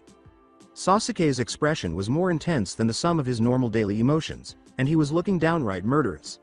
Tazuna was frozen in mid-step by Masaki's release of enough killing intent. In contrast, Naruto was lowering his head and hiding his face with his hair. It was good that he was trying to control his temper because everyone was expecting him to lose it, but he wasn't very good at it. Tazuna's hair stood on end and he nearly got wet as a result of his intense rage. Kakashi gritted his teeth and uttered, "I think my team can protect you just fine." With a smile that made Tazuna wince, he concluded, "And even if they can't, I will be there, so you don't have to worry about anything." Sarutobi questioned, "So, you are accepting the mission?" Before turning to face his team, Kakashi said, "Of course." He then said, "I want you to pack for a week-long mission and meet me at the village gate in 2 hours." He vanished in a whirl of leaves. Tazuna used this opportunity to avoid the frightening genin. After that, Naruto was the last of the genin to leave the room. As he was ready to leave, Sarutobi called out, "Naruto." Naruto turned to face the elderly Hokage. With a hint of concern in his eyes, Sarutobi said, "Make sure that your team comes back in one piece, will you?" Naruto said, "Yeah, sure," and walked out of the office. In preparation for the mission he had just been given, Uzumaki Naruto was making his way to his apartment. He was thinking about his trip to Wave, and the request by the local mafia boss. "Stop overthinking things, brat," growled the Kyuubi. "Since when do you think anyway?" "Ha ha. Very amusing," complained Naruto. "You could assist me in my situation. However, no, the sardonic little furball must have been you." "Which is what I was doing, idiot. Stop making things more complicated. Did you forget your meeting with that bastard?" "Don't remind me. For me, he was the worst kind of opponent. In order to survive against him, I had to sift through my knowledge. However, I guess you were correct about the overthinking aspect." The enormous 9-tailed demon fox said, "Of course I am. Now before you go back to your gloomy self, you do realize we will be leaving Konoha for this mission?" "You're correct. I got to pack properly," Naruto exclaimed. "It's the furthest I've ever traveled from Konoha. I'm going to venture out into the world for the first time. I appreciate you reminding me, foosbit." When the Kyuubi said, "My pleasure, brat," it returned to its slumber. Sasuke Uchiha was having trouble. He was struggling to determine his own value. He was the strongest person his age before he turned into a genin. When they sparred, he could defeat anyone. On his best day, he could even take 2 or 3 academy students together. In fact, he won Rookie of the Year. So how in the world were his teammates beating him? Masaki wasn't as strong as he had anticipated, but it wasn't better either. He had gotten his ass handed to him in every one. On spar with Masaki. Neither Kakashi nor anyone else had ever beaten him so thoroughly. She had even turned on her Sharingan. His humiliation was only increased by this. She was able to activate the coveted clan dojutsu before him, in addition to the fact that he was weaker than her by conventional means. Naruto was an absolute wild card. He had figured out from his spars with the boy at the academy that he was talented. However, it is concerning that he can now outmaneuver him in a spar. The boy was essentially the last to die. And as soon as he graduates, he surpasses him. That is simply ridiculous. Most of the time, at least, he could match the boy. Additionally, he had become more adept at defeating him, and he soon aspired to equal their win-loss ratio, which was still heavily skewed in Naruto's favor. He now had to endure excruciating training to build up the strength necessary to defeat them. He had no intention of being the team's weakest member. Then he noticed the time. Fuick. A short distance from the clearing where he forced Team 7 to undergo the bell test, Hitaki Kakashi was at their usual training area. He was in front of a little monument with numerous names inscribed on it. He simply stood there, gazing at the names of those who had lost their lives in combat. He spent a considerable amount of time staring at two distinct names. He knelt and traced one of those names with one hand. Today, my team received their first C-rank mission, Kakashi reflected. We're heading to Wave to safeguard Tazuna, a bridge builder. I'm hoping they can manage themselves well. The world is unattractive. Obito, do you not agree? As she rummaged through her backpack, Uchiha Misaki made sure she had everything she would need for a week-long mission. Check the change of clothes. Check the weapons. Check out the healing kit. Check for food. Other than perhaps a tent and a sleeping bag, I suppose I don't need to bring much. She picked up the sleeping bag and tent, shoved them into her bag, and made her way to the village gate. She gazed about her as she strolled, admiring the vistas of the Konoha village. For the first time, she was going to leave it, and she was definitely going to bring some memories of it with her. She was unable to attend the Academy's field trip, which took them to a location outside of Konoha. Her family forbade her from going anywhere that would put the Sharingan in jeopardy. Additionally, the village council refused to allow any means of clan revival to leave the village so easily after Uchiha Itachi brutally massacred the clan. As she took in the scenery, she soon noticed Naruto running over the roofs, appearing quite agitated, but before she could call his name, he fell onto the roof of the store she was standing next to, slipped on almost nothing, and hit the pavement headfirst. Naruto! Misaki exclaimed. What the hell are you doing? Naruto dug a tiny hole in the ground and then hauled himself up. Dusting himself off as he spoke, he explained, I was already late for the meeting. I was trying to get there on time, when I slipped. When Misaki saw the time on a wall clock hanging inside a store, she trailed off. What do you mean by you were late? There's still plenty of. She stood still for a moment, before grabbing Naruto's hand and making a break for the gate. Naruto exclaimed, Wa.ha.at the E.E.L.L.L. as he practically took off behind Misaki. Tazuna had been waiting at the village gate for approximately 30 minutes, but the team that was meant to keep him safe did not appear to be there. He was starting to second guess his choice to travel to Konoha. He would have found another place to go if this was the type of protection he was going to receive. He didn't have the time, though. He had to leave Wave as soon as possible, and Konoha was the nearest ninja location. He could pretty much kiss his life goodbye if the team that was assigned to him was this unprofessional. He had been taking big gulps from his sake bottle because of this. He felt a twinge of guilt in the pit of his stomach, and he needed something to drown it. No, if those brats died defending him, he would not allow it to affect him. While he was deciding. Watch out! Someone shouted. When Tazuna looked up, he saw two people running toward him. In reality, it was a girl chasing a boy behind her.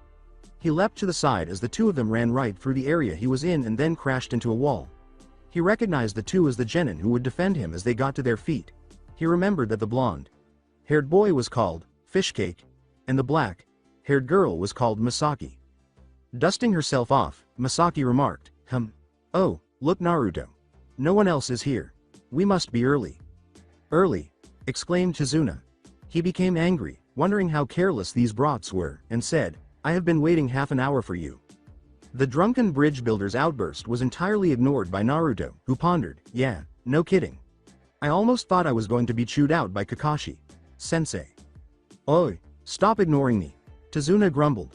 Just as he opened his mouth to speak again, he uttered. There was a shout. Get out of the way. When he turned around, Tazuna was nearly run over by someone else, who somehow avoided him by a hair's breadth with incredibly smooth movements, only to crash into the hole the two people in front of him had made in the wall. Pulling himself from the crater, the boy glared at him out of the corner of his eye. Recalling his earlier run-in with the team at the mission office, Tazuna shuddered. He soon wished he had never questioned these brats. They may be unruly, but when they were angry, they were really frightening. Naruto exclaimed, Sasuke, you're later than us. What the hell were you doing? Uchiha growled, it's none of your damn business. Misaki, fidgeting like a certain Hyuga heiress, hedged, were you know.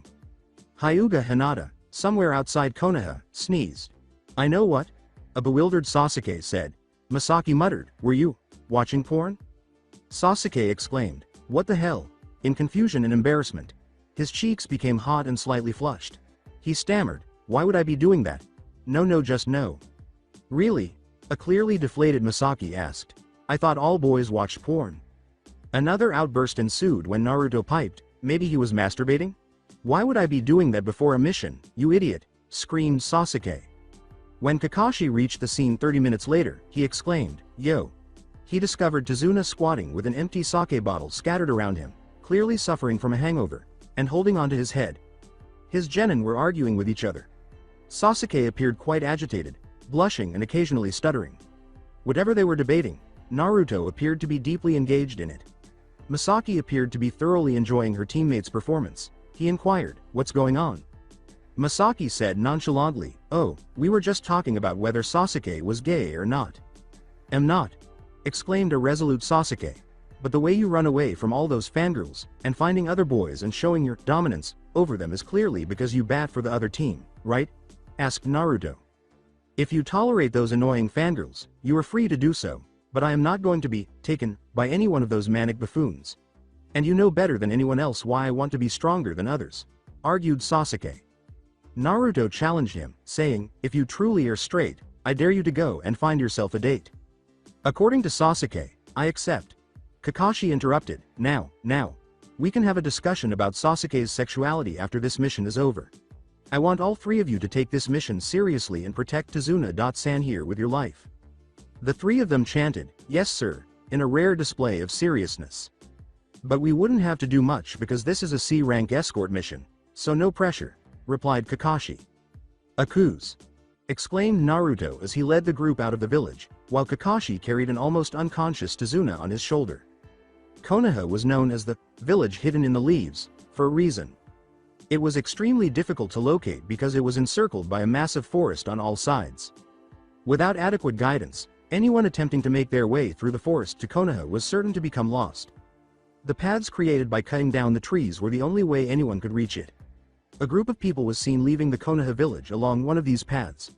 A black-haired boy was leading the group, followed by an obviously inebriated elderly man, who was surrounded by a black-haired girl and a blonde boy. A man in a mask with silver hair brought up the rear. The boy with the blonde hair asked, so why does someone from Wave need an escort from Konoha? Don't they have ninja of their own? No they don't, Naruto, replied Kakashi, the man with silver hair. In fact, there are only so many countries that actually have ninja of their own. Even fewer have a hidden village, and only 5 of those villages have a cage. Really? A perplexed Naruto inquired. So Konoha is one of those hidden villages? In response, Misaki said, yes. The other 4 are Suna, Kiri, Kumo, and Iwa. Oh, Naruto cried. I have heard of them. Didn't realize they were the only ones that had a cage.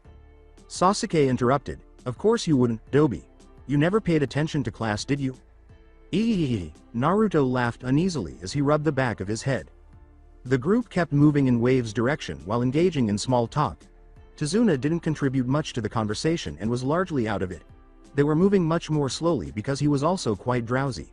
If Naruto hadn't grabbed hold of him and pulled him away, he would have fallen straight into a puddle of water. Kakashi stepped over it cautiously before moving forward. At that point, everything went crazy. Immediately after emerging from the puddle, 2 men charged Kakashi. One of their arms had a metal claw, and they were all joined by a metal chain. Each of them had a slashed Kiri headband on, which symbolized their lack of nin. They drew their chain taut and ran directly at Kakashi. After encircling Kakashi with the wire from behind, they apparently pulled the chain through him before he could react. With the realization that they had just pulled their chain through nothing, one of the 2 trailed off, saying, one down. Instead of exploding into a shower of flesh and blood, Kakashi had simply vanished. They completely forgot about the 3 genin as they looked around in bewilderment. A huge error. Suddenly, one of them had to avoid a kunai swipe from Naruto. After recovering swiftly, he began to claw at the brat. When his arm punched right through the boy, it appeared as though he had gotten him, but the boy then exploded in a cloud of smoke. When he turned around in a panic, he was kicked in the face and sent flying. The other one was struggling as well. Before Sasuke had gotten close to him, he had to avoid 2 separate fireballs. The Uchiha prodigy forced him into defense and didn't give him much of a chance. He quickly became irritated and swatted away Sasuke's kunai before attempting a punch, which Sasuke parried. However, there was a problem with the punch because the chain appeared to be resisting it in an unusual way. When he turned around, his flying brother struck him in the face. With the punch, he had yanked his brother directly onto him. Before collapsing to the ground, they both flew straight into a tree. As he emerged from behind a tree, Kakashi was commended, "Good work, team." The three genin nodded, then retreated to stand next to a trembling Tazuna. "That was pretty well handled. Naruto and Sasuke, good job on neutralizing the threat. Masaki, your backup was good." Glancing at Tazuna, Kakashi remarked, "I think you have some explaining to do, Tazuna-san." Kakashi asked gravely, "So, Tazuna-san, care to explain why you have the demon brothers of the mist after your life?" In addition to keeping Tazuna safe, Team 7 had surrounded him to make sure he wouldn't try to flee. As a guarantee of suffering if he didn't explain, they all disclosed a certain amount of murderous intent. Not far from the group, the two missing Kiri-nin that had attacked them, known as the Demon Brothers, were currently bound together to a tree. Tazuna recognized that he couldn't avoid this circumstance after observing the faces of those who were supposed to be protecting him. He sighed as he glanced at the two ninja bound to the tree. Before he started, he forged his resolve. "Fine, I'll explain." Tazuna replied with a helpless expression on his face. "The Wave Country hasn't been in the best of shapes for the past few years. Our economy is in shambles, and we are having a very hard time turning it around. And it is all because of one man. Have you heard of a man named Gato?" he inquired. Kakashi trailed off, "Gato," before a knowing expression appeared on his face. He had no idea that Naruto had copied his face.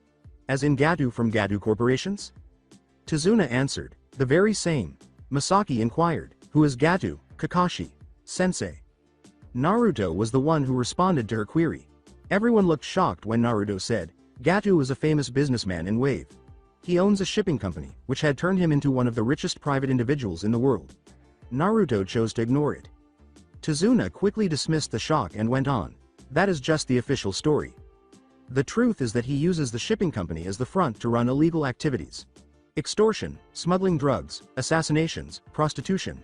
There is no crime in which Gato hasn't tried his hands in. It is because of him that our country's economy was destroyed in the first place. He had pretty much run us dry. And now, he is using his ships to block the trade routes in and out of Wave, demanding extremely high tariff from anyone who wants to cross the water. It was too much for us. If his reign of crime were to continue like this, the whole country will fall into ruins, and soon we will have nothing left. So, as an act of defiance and as means to bring the economy back up, me and some of my colleagues began to build a bridge that connect the island of Wave with the mainland. It was inevitable that Gato would get news of what we were doing, and once he did, he began to scare away my workers. But he realized that just by doing that he wouldn't stop this bridge from completing. So, he put a price on my head, which is why those two men wanted to kill me," he clarified. Masaki questioned, "So why didn't you say so at the beginning?" "Because if I did, this would be at least a B-rank mission, if not A rank. We can only pay for a C-rank mission, even after pooling all our funds together," replied Tazuna. Kakashi asked, considering what had just been said, "Is that so?" Naruto listened to Tazuna's explanation while glancing off into the distance. But before long, he was totally absorbed in his thoughts, and he barely remembered anything that was said. His focus on the conversation ended when he learned about Gato. He was anxious, considering the contents of the scroll that Madoka had given him. Was she aware of the ranking error and had ensured they were given the mission? This was really upsetting. "You have hidden information from us, Tazuna-san. This mission can no longer be classified as a simple C-rank escort mission. I have the power to order my team back to the village for this," Kakashi said with an authoritative voice. Tazuna started to say, "Please don't," but Kakashi's look silenced him. He turned to his team and said, "But I will not do that. I'll leave the decision in your capable hands. Do you think you can handle a harder mission?" he asked. The question jolted Naruto out of his reverie. He gestured to his two teammates before taking a slap on the head.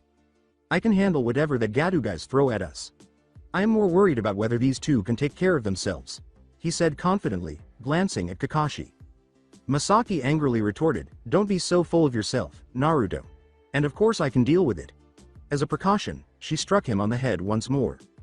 Kakashi said, "And what about you, Sasuke?" He nodded, "HMPH. I have no problem with continuing." Kakashi cheerfully declared, "That settles it then. We are going to continue towards Wave." Tazuna sighed with relief. "It's fortunate that they are a group of impulsive people. To get them to come along, I didn't even need to play the guilt trip card." Naruto asked impatiently, "So, what are we waiting for? Let's go already." They had been strolling for some time. It was already afternoon, and night would fall shortly. It was almost time for the sun to set because it was already getting close to the horizon. Naruto was impatient already. He was getting irritated and was essentially jumping with every step. The other two did a good job of hiding it, but they weren't any better. Finally, as his impatience got the better of him, Naruto asked, "How long is it going to take?" Tazuna answered, "We will be there soon." He pointed directly ahead and remarked, "Look. We can already see the sea from here." The group as a whole glanced forward and saw the sea. They were actually quite near to it. The only reason they hadn't noticed it earlier was because of the fog that had accumulated around them. A boat was waiting for them when they soon arrived at the shore. The elderly man by the boat said, "Tazuna." He quickly hurried forward. "I almost thought you wouldn't show up. If you had been any later, I would have left." "Sorry about that," replied Tazuna. "Got into a bit of trouble on the way. Nothing too big. Anyway, these are the ninja that are here to protect me," he said, before introducing Team 7 to the old captain. "Come on," he said, while waving them on. "Hop onto the boat. We haven't got all day." With haste, they climbed aboard the speedboat and soon started moving. They soon noticed a massive silhouette in the fog. Tazuna pointed smugly at the shadow and said, "That right there is my pride. That's the bridge that I have been building. Once it is completed, it is going to revive the economy of Wave." Masaki praised the enormous bridge, saying, "Wow, it's huge." When she finally noticed Naruto, she trailed off, "Hey Naruto, look at that." Naruto was clinging to the railing to maintain his balance as he was essentially stuck to the side of the boat. He appeared to be heaving and his face was entirely blue, but nothing was actually coming out of his mouth. It was only dry heaves that passed through him every few seconds. He was already past the vomiting phase. "Oh my god!" Masaki cried. She rushed to him, but was unable to get too close, and asked, "What happened to you?" Between heaves, Naruto said, "The boat. It moves so much, can't handle it. Feeling sick." "HMPH," was Sasuke's grunt. He scoffed and said, "The idiot can't even handle riding a boat." "Shut up, bastard. Once I get off this wretched boat, I'll beat the crap out of you," said Naruto. Sasuke said, "Whatever." At last they were on the beach. Naruto was gradually returning to his usual self and was moving about with nearly the same level of vigor as before the boat incident. Saying something about Gato controlling the waters and what would happen if he found out, the captain had hurriedly left with the boat. Tazuna lifted everyone's spirits by saying, "We only have to walk for another hour before we reach my place." Since their encounter with the Demon Brothers, everything had gone extremely well for them. In fact, it's too smooth. At least one more attempt on Tazuna's life was what Kakashi had anticipated. He became more conscious of the fact that this was not good news. But Naruto was the one who saw it. A tiny burst of chakra appeared where Naruto threw a kunai into the bushes. Somewhere behind them, there was another chakra explosion, and then a swooshing sound signaled that something was moving. After grabbing Tazuna in front of him, Kakashi yelled, "Everyone get down," and dove to the ground. Before it sank deeply into a tree, the three genin ducked beneath the whirling, enormous cleaver that went directly above their heads. A voice without a body echoed, "Copy Ninja Kakashi." The voice reverberated throughout the room before landing atop the sword, saying, "I didn't expect you here." The voice from the man perched atop the sword said, "No wonder the Demon Brothers failed." His black hair was spiky and hung over his sideways headband, which displayed a slashed Kiri insignia, indicating his prior loyalty. Only his sword belt hung on his chest. He had no shirt on. He had matching leg warmers and wrist warmers that reached his elbows, and he wore loose, fitting pants with stripes. Momochi Zabuza recognized Kakashi, Demon of the Bloody Mist. "I should have known you would be here. The Demon Brothers were said to have defected around the same time as you. You wouldn't happen to just give up the old man, will you?" replied Zabuza. "If you did, we wouldn't have to go through a fight, and we can walk away like professionals." Kakashi said, "That can't happen, Zabuza. We are professionals, as you said. And as professionals, I can't leave a client behind." He looked at Tazuna and responded, "Even if the client withholds important information." Zabuza jumped down from his sword and said, "There's nothing that can be done about it." With a savage smile that was in stark contrast to his words, he drew his sword from the tree and said, "I really didn't want to kill 3 green brats, but there's no helping it." He lifted a hand above his head and another to his mouth. "Kirigakure no Jutsu," Zabuza called, and the mist instantly grew thicker. Before long, the area was so densely misted that it was difficult to see anything, much less their hands. Kakashi rang out, "You three guard Tazuna. I'll take him on." Naruto moved into position, but he responded, "No fucking way. Why do you get to fight him? We can take him on." Zabuza's voice reverberated throughout the room. "Are you sure, brat?" He then unleashed a killer intent so powerful that Tazuna fell to his knees, saying, "You would end up dead." Though it was difficult for them, all three of the genin were still upright. With his voice still coming out of nowhere and everywhere, Zabuza asked himself, "Where will I hit? There are 8 vital points. So many choices." He sounded as though he was salivating at the thought of killing. "Don't worry," Kakashi said, "I don't let my comrades die." Zabuza remarked, "Then maybe this will be the first time." The voice came from directly between them, where Tazuna was, and all three of the genin panicked. Kakashi swiftly teleported in and used his kunai to stop Zabuza's sword swing. Sasuke took advantage of the opportunity to hurl a kunai at Zabuza, who allowed it to strike him before vanishing into the water.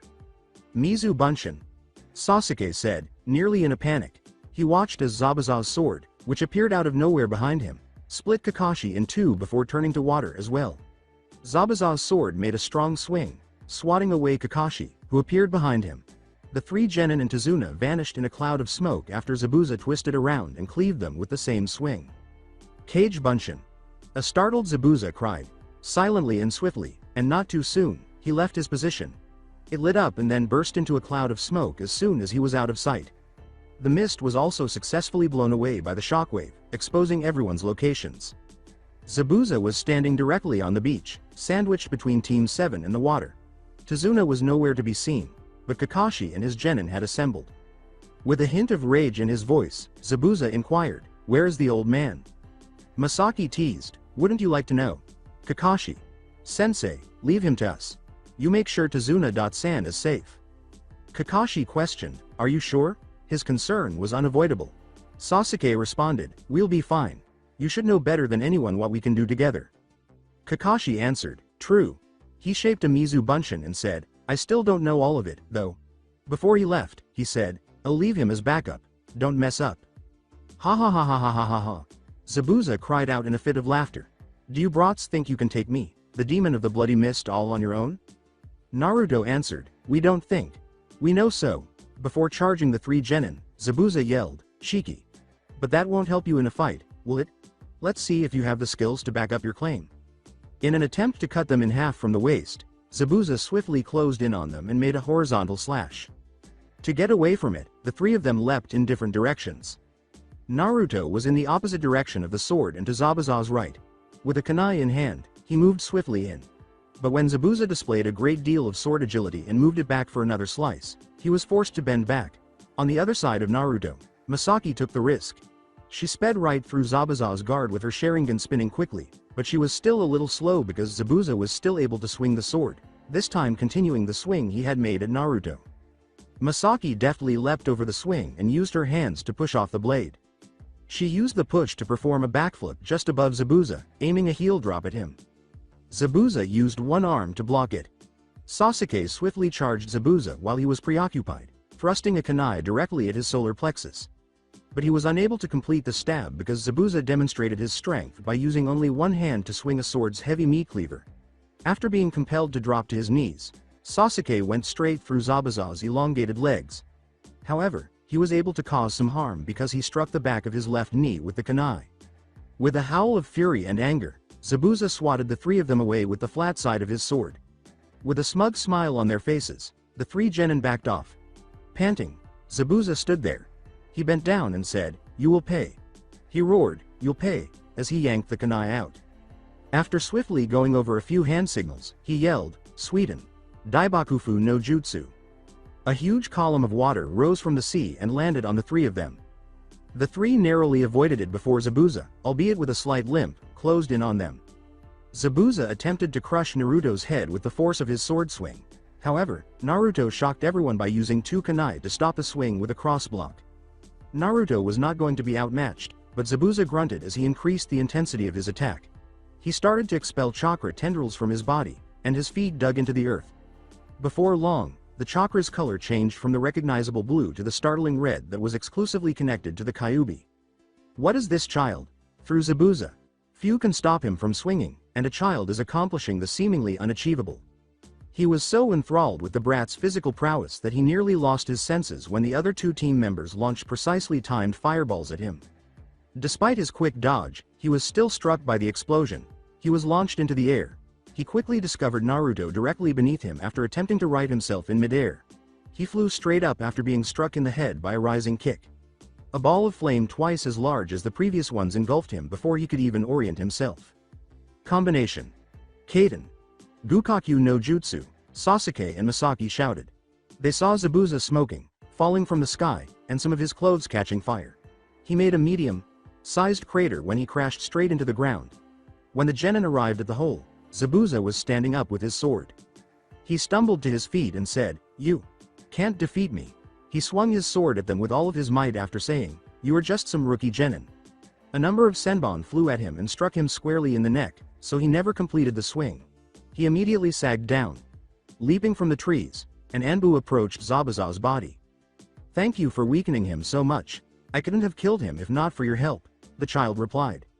With suspicion, Naruto said, "Who are you?" "I am a Kiri Hunter Nin. I have been after Zabuza for a really long time. He was very strong. I am not embarrassed to admit that I couldn't beat him alone. Because you beat him up so much that I was presented with the opportunity," the child replied.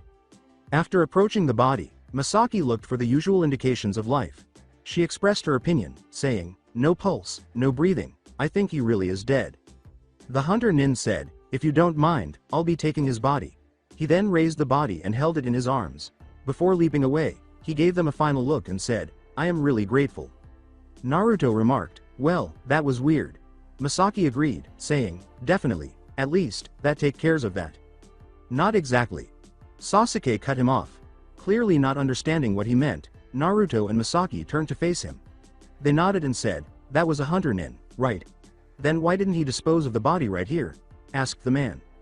After a brief period of confusion, the two realized what he was referring to. Misaki questioned, "You mean the hunter Nin was Zabuza's accomplice?" Sasuke affirmed, "I think so, yes." He looked at the clone of Kakashi. The clone dissolved into water after saying, "You can dissipate now." Naruto stated, "We have to go to Tazuna-san's house."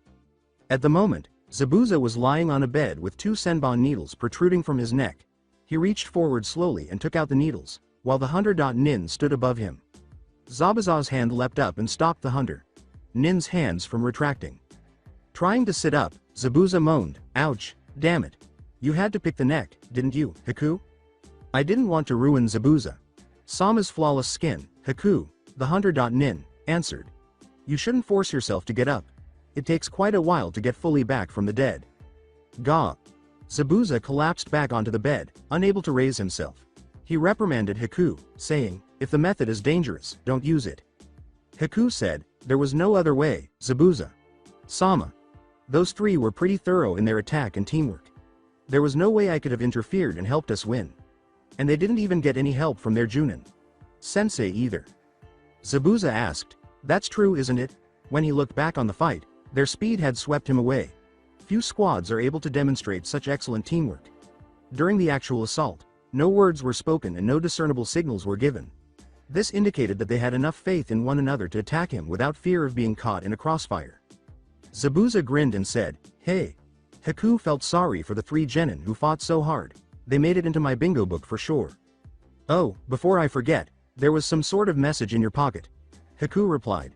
After searching his pocket, he took out a piece of paper. He gave Zabuza the parchment. Zabuza became silent as soon as he opened the parchment. "Take the necessary action." Madoka Kurokami, Zabuza thought. Kurokami Madoka, huh? A flashback walking through the streets of Kiri, a hidden village, was a young Zabuza. He was dressed in the typical Anbu garb, with the exception of his Kabikirabocho sword. In addition to being a well-known Anbu member, he was also a member. He was known as the Demon of the Bloody Mist. Don't you think that's a pretty catchy name? But he wasn't on duty at the moment. He wasn't sure what to do with his free time. Sharpen every kunai he possessed. No, it's too dull. Perhaps a certain special kunai needs to be sharpened. He was thinking about his predicament when he heard a disturbance up ahead. A group of people had gathered. He approached the throng and made it to the front with ease because everyone split apart as soon as they saw him. He discovered a young lady with a number of thugs around her. The thugs shouted, "You think you can take us all on?"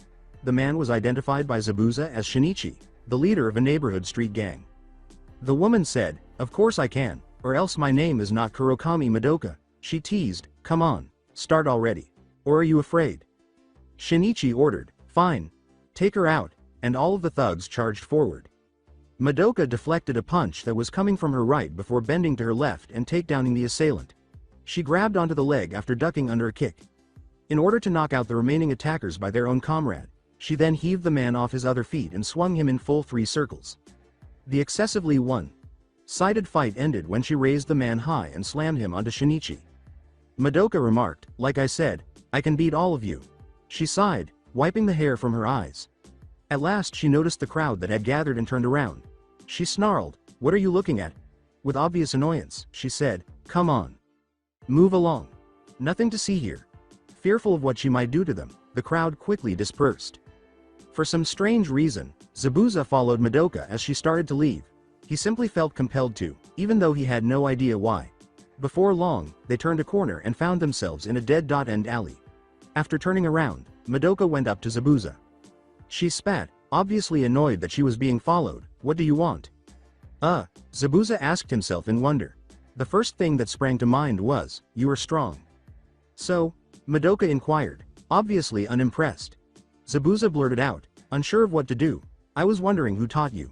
Not many people can fight like that empty-handed around here, especially when they are not a ninja." With a slight relaxation, she answered, "That's because I am not from around here." "Really? Where are you from?" Zabuza relaxed and inquired. In fact, the conversation was moving forward. She declared, "I am from Land of Fire." She remained vigilant. Zabuza gave a whistle. "That's from quite far. What are you doing here at Kiri?" "I am a businesswoman. I travel all over the world, making sure that my businesses are working fine, and acquiring new ones," she responded. Zabuza exclaimed, "Wow. You can fight for a businesswoman." With her nose up, Madoka said, "Well, of course. I have to be able to protect myself. The bodyguards tend to be incompetent." Zabuza said, "You could always hire ninja." Madoka said, her annoyance clearly visible in her voice, "I would rather do it myself. It's expensive to get any good ones. And you are quite rude, you know." With obvious defensiveness, Zabuza asked, "What do you mean? Here I am giving you information about myself, and you are yet to introduce yourself," she complained. "Sorry about that." Zabuza laughed uneasily. "My name is Momochi Zabuza, but I am better known as Demon of the Bloody Mist." The end of the flashback. Zabuza had first met Kurokami Madoka on that day. She was a fierce young lady who was skilled at closing a deal. And she would succeed in anything she set her mind to. He could still recall how she had gotten him to provide him with free protection.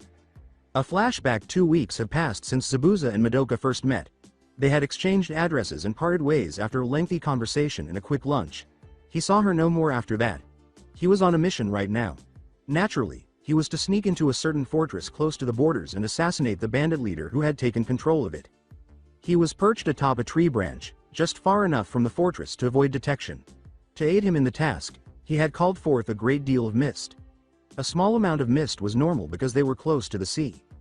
It was an ancient fortress. It was constructed during the First Shinobi War and was in heavy use at the time. However, the need to keep up the fortress also ended with the wars. It collapsed into ruins as a result of being neglected and abandoned. The wall had collapsed in multiple places, leaving the structure with large holes in it. Because of this, it was extremely difficult to accept that someone was truly inside the fortress.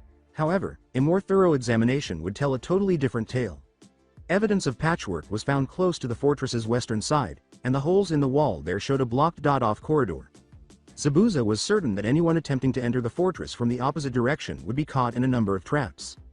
He had to devise a strategy as soon as he finished surveying the area, one that cast him into the background. He would need to be extremely cautious. Perhaps he ought to. He was startled out of his perch when he heard a voice behind him say, "Ah, Zabuza-kun." He hit the ground face first, directly at the voice's owner's feet. For a few seconds, his face was buried in the ground as his body twitched slightly before he swiftly straightened out. It was then that he saw who had called. In front of him, the woman said, "Remember me?" "Kurokami Madoka," Zabuza recalled. "Why are you here?" "Oh, just on a little business trip. What about you?" she responded. Zabuza complained, "I am working." This was not good. He had already been spotted, though not by the bandits. For him, this only made things more difficult. What kind of business brings you to the middle of nowhere? Madoka pointed to the fortress Zabuza was surveying and said, I just need to talk to the person inside that fortress. Why? Zabuza inquired. Apparently, this was not going to work out. I was going to hire his mercenary group for a little bit of muscle work, she responded. What about you? In an attempt to sound menacing, Zabuza responded, can't say that to you. It's a secret mission. If I told you, I would have to kill you. Madoka skipped off and turned to wave at Zabuza. Ooh.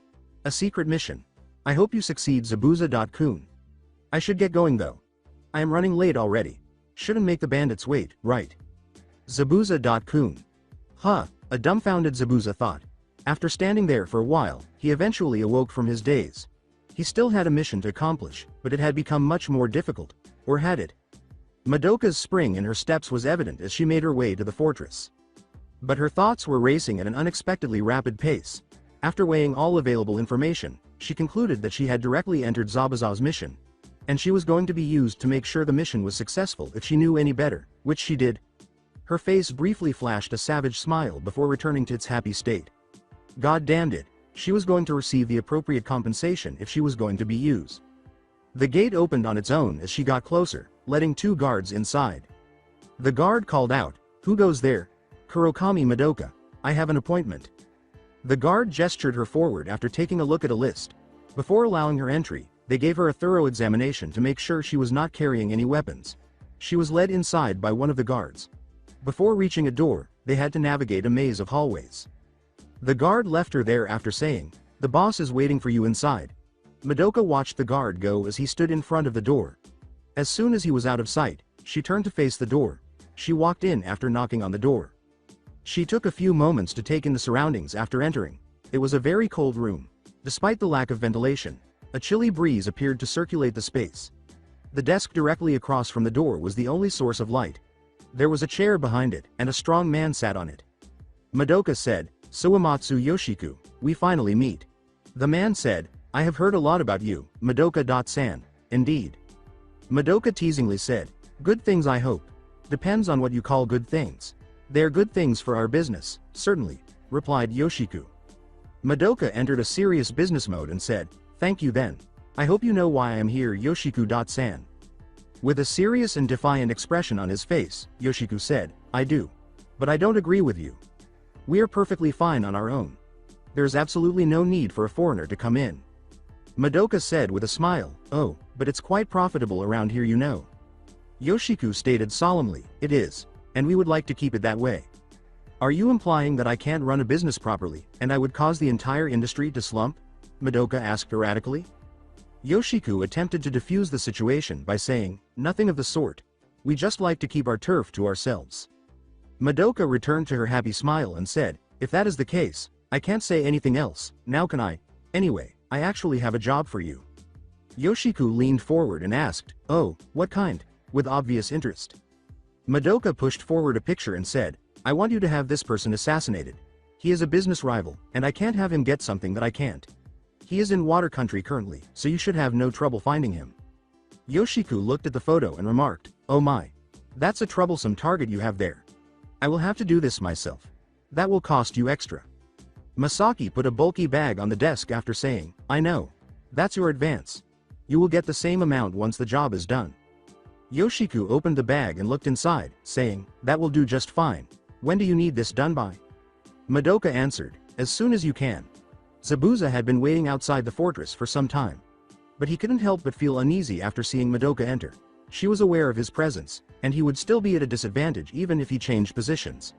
Even if Madoka killed his target, Yoshiku, his mission would be deemed a failure if he told them he was here. Zabuza was contemplating his situation when he heard the fortress door and turned around. He watched as Yoshiku himself accompanied Madoka as he left. At the gate, they greeted one another before Masaki turned to go. When the door closed, she walked a few meters away. Madoka turned to face Zabuza and winked as soon as the door closed. After that, she casually left, leaving Zabuza to doubt his pride in using silent killing. When Zabuza calmed down, he understood what the wink meant. A savage smile spread across his face as he realized she had just played her hand and made him look foolish. What will she demand in exchange for this, I wonder? As Zabuza watched Yoshiku depart the fortress by himself, he thought. Yoshiku hurried across the border. He soon arrived in a border town and blended in with the locals. He had a persistent sense that he was being followed.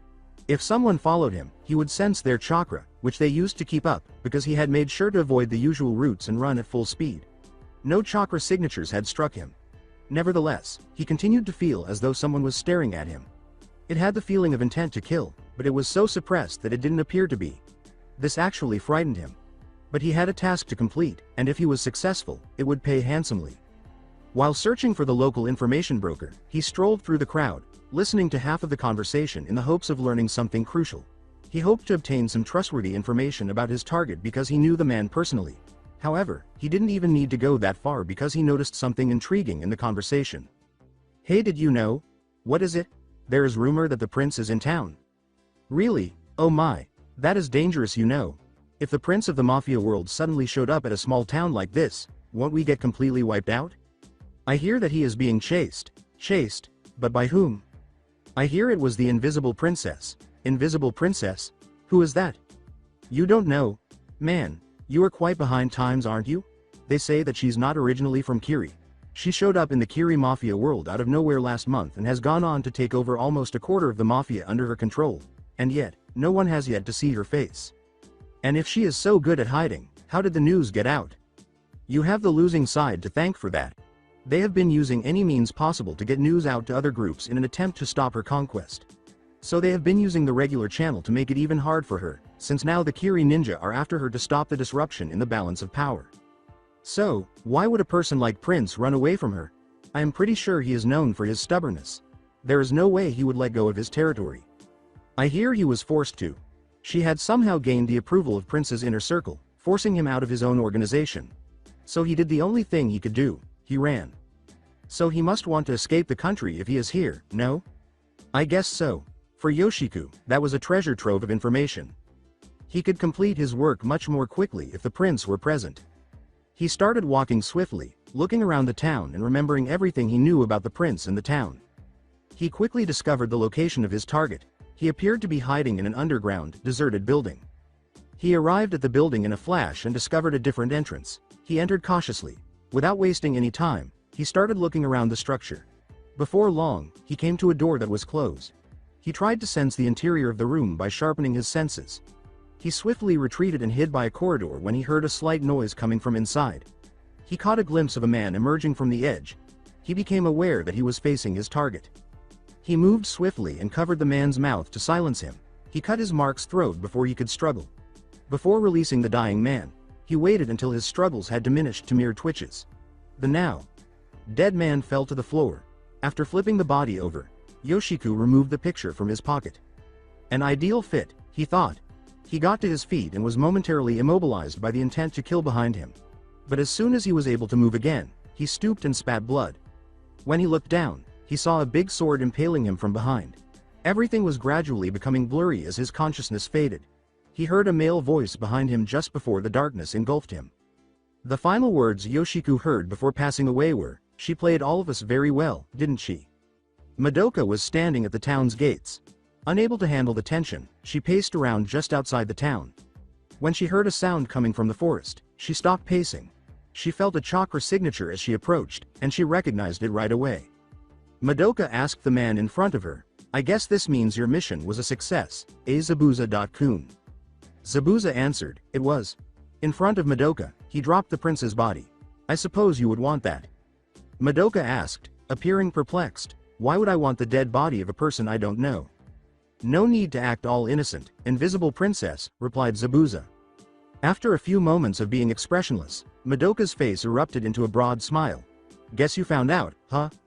It wasn't that hard to decipher, you know." Zabuza shook his head after saying this. "You gave me all the clues yourself." Madoka answered, "It was intentional. I wanted to see how long would it take for you to figure it out." Zabuza inquired, "So, how much is it going to cost me?" "Cost you what?" Madoka asked naively. With his patience wearing thin, Zabuza asked, "How much will it cost me to keep you quiet about the mission?" "Oh, that. All you have to do is be my bodyguard for free when I ask you to," she replied. The end of the flashback. Momochi Zabuza was duped by someone only once, and that was that time. Naruto collapsed on the ground, exhausted from the demanding training he had just completed. He was worn out. It seemed impossible for him to move a muscle, much less stand up. He heard a voice echoing through him just as his weary brain was about to fall asleep. Kyuubi, the nine-tailed demon fox that lived inside Naruto, said, "So you did it again, brat." "Oh, I need a little help here, Kyuubi," Naruto said. Kyuubi complained as he gradually released a small portion of his chakra into Naruto's chakra system, TCH. "Can't even call on your devil powers without my help, can you?" Soon after, Naruto was revived and a few orange chakra strands started to flow from him. As soon as he quickly contained the excess chakra, a huge mass of dark energy suddenly erupted and wrapped itself around him, creating an aura. As a result of his concentration, the aura turned orange. The aura gradually faded as he inhaled and exhaled. "Damn, that's hard," Naruto thought to himself. "You know, it's really difficult to try to control two different types of energy that didn't belong to me originally. That's just because you don't try. If you tried hard enough, you could release at least my chakra by yourself, without having me to open the tap, as it were every single time." Kyuubi kept grumbling indignantly. "Oh, hurry up. Let me rest. You are aware that the training I received from that elderly man was limited to using my abilities when I was close to death." Naruto sighed. Even he was doubtful that I could even access my devil powers on my own in one human lifetime. "Yeah, that's true. To be fair, if you can't do something after that guy's training, you most probably can't do it in the first place," Kyuubi grumbled. Naruto sat down and assumed a meditative pose while recalling his initial encounter with Ajuka Beelzebub, a Mao. A flashback. "Hello, Uzumaki Naruto. My name is Ajuka Beelzebub. We need to talk." As Naruto gaped at the unexpected visitor to his home, a dashing young man stood at his doorstep. In the back of his mind, he could hear the Kyuubi cursing non-stop. Kyuubi yelled, "What the fuck? I thought I killed that fucking bastard." Naruto thought, "I suppose it's much harder to kill devils. What do you need to talk about?" he asked aloud. Ajuka stated, "It's about your current condition." As Ajuka entered his apartment, Naruto moved aside and asked, "May I come in?" Naruto watched anxiously as Ajuka took a moment to survey the area before finding a chair. After pulling it up to the dining table, he sat down and gestured for Naruto to take the seat across from him. After taking a seat, Naruto turned to face Ajuka with anticipation. "I believe your furry friend has already explained to you the pros and cons of being a devil," said Ajuka. Ajuka went on after Naruto gave a nod of agreement. "But he didn't tell you everything. Or rather, he couldn't tell you everything, since he himself doesn't know everything." Ajuka stopped and thought. He gave Naruto a serious look before starting to explain what Kyuubi was unable to. "You see, the only reason you could reincarnate into a devil is because of Kyuubi's influence. To be fair, he pretty much bypassed the regular system of reincarnation. Normally, you would use evil pieces for the reincarnation purpose, thus allowing only devils with peerage to reincarnate others. Since none of these were included in your reincarnation procedure, you were pretty much an anomaly in the system. The other devils would want to get rid of such an irregularity as soon as they can." Naruto tensed up at this point. However, Ajuka gave him a soft smile. "You do not need to worry. I am not like those devils. To be fair, I find you fascinating. Since I was the one who built the reincarnation system, I would like to observe the inconsistency in the method created due to you." Ajuka's assurance made Naruto feel a little more at ease, but he was not entirely sure. He was still uneasy about the observing part. "Relax. I am not going to turn you into a lab rat. All I would do is observe your growth on regular basis, nothing too hard," Ajuka replied with a grin. Then he abruptly changed the tone to one of seriousness, saying, "However, because of the glitch, you reincarnated as a stray devil." "Huh?" Naruto asked, not understanding Ajuka's point of view. Ajuka took it as his cue and started to explain after he gave her a questioning glance. "Stray devils are those who do not belong to any group or peerage. They have abandoned their master, and usually use devious means to remain alive. The regular job of a devil usually entails killing these stray devils." Naruto became even more pale. There is usually no way to stop being a stray devil. But considering your unique situation, the four Mao have decided to give you a way out. You are being given two choices: to become part of someone's group, or get your own group. When Naruto realized he still had a chance, color returned to his face. As he considered his options, he came to the realization that he still had no idea what it meant to be a member of a group. "What is a group anyway?" he asked Ajuka, looking up. Basically a group is just a group of devils who work together. They have a master, who orders them to do his bidding. But the main attraction is taking part in the raiding games. Raiding games are basically battles against other groups. As you win, you increase your popularity as a devil. The more you win, the more facilities you get from the devils." "Is that so?" Naruto asked himself. He would therefore need to join a group in any case. That implied that whatever he did would only benefit him, particularly since it can guarantee his survival as well. He had to make a choice now. Become a member of a group or start his own. He would have a master who would give him orders if he joined one. Why even bother to give him a choice when he would be the group's master if he made one? I'll form my own group. Naruto replied resolutely. An evil smile briefly appeared on Ajuka's face. He said, I thought you would say that. And then he activated and worked a magic circle. He and Naruto were engulfed in a light. The light partially blinded Naruto. He was in a huge white space as his vision gradually returned. All four sides of the horizon were visible to him, and they were all white. He noticed Ajuka standing directly in front of him with a gadget. Where are we? Naruto inquired. Ajuka responded, we are inside a different dimension. Why are we here? Ajuka answered, because you need to prove yourself worthy of a peerage.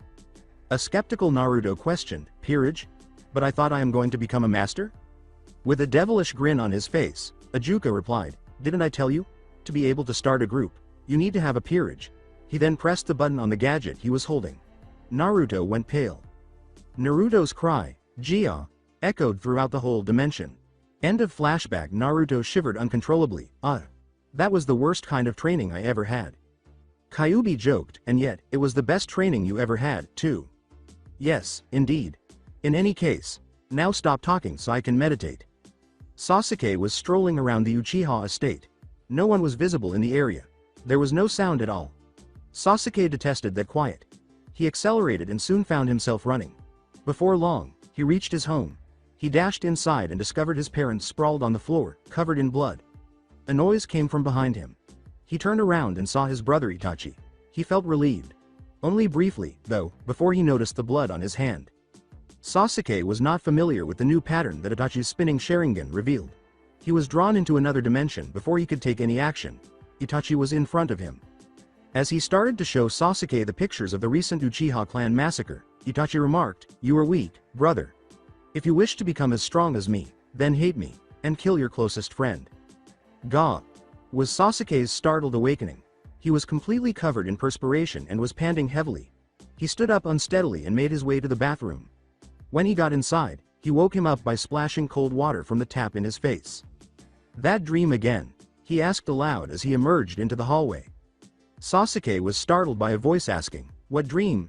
When he turned around, Masaki was approaching him.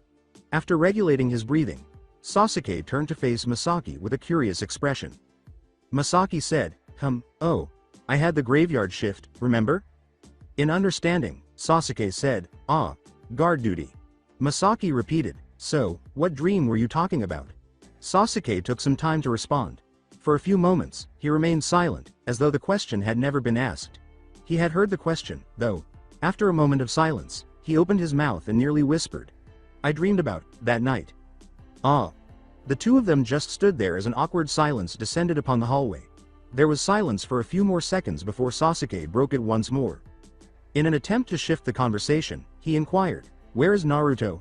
I didn't see him in the room. Relieved that they had been able to shift the subject, Masaki responded, Naruto never came back from training. Never came back? Sasuke questioned in disbelief. And why did no one go look for him? Oh, I did. Masaki replied with a hint of rage. He sent me back, saying that he didn't need my help. Can you believe the gall of the brat, refusing to come back when we are in the middle of a mission? And Kakashi Sensei approved it. That just took the cake. The Uchiha cousins started to walk, Sasuke trailing behind Masaki, who was furious about Naruto's demeanor. Before long, they arrived at a balcony. As they stood there, a light mist hung over the area, and they could see the forest behind the house. Zabuza had attacked them just the day before. It was an accomplishment in and of itself that they had been able to repel him. Following that, they hastily withdrew to Dazuna's home, where they had a brief meeting and determined that Zabuza was still alive. Since it would take Zabuza more than a week to recover from the death-like state they had last seen him in, they divided up the guard duty among themselves and chose to train during their free time. Sasuke chose to sleep on the first day because he was already quite worn out from their fight. Conversely, Naruto chose training. However, it wasn't particularly startling. Naruto was a bundle of vitality. Even though the fight had been interesting, it hadn't been physically taxing for him. However, it must have had a psychological impact on him because he seized the chance to train. Even if he did it alone. The only sound they could hear as they stood on the balcony overlooking the forest was silence. Sasuke questioned, "I thought you said he was training."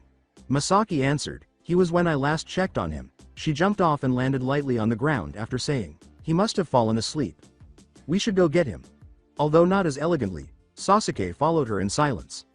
Masaki took the lead as they quickly took off.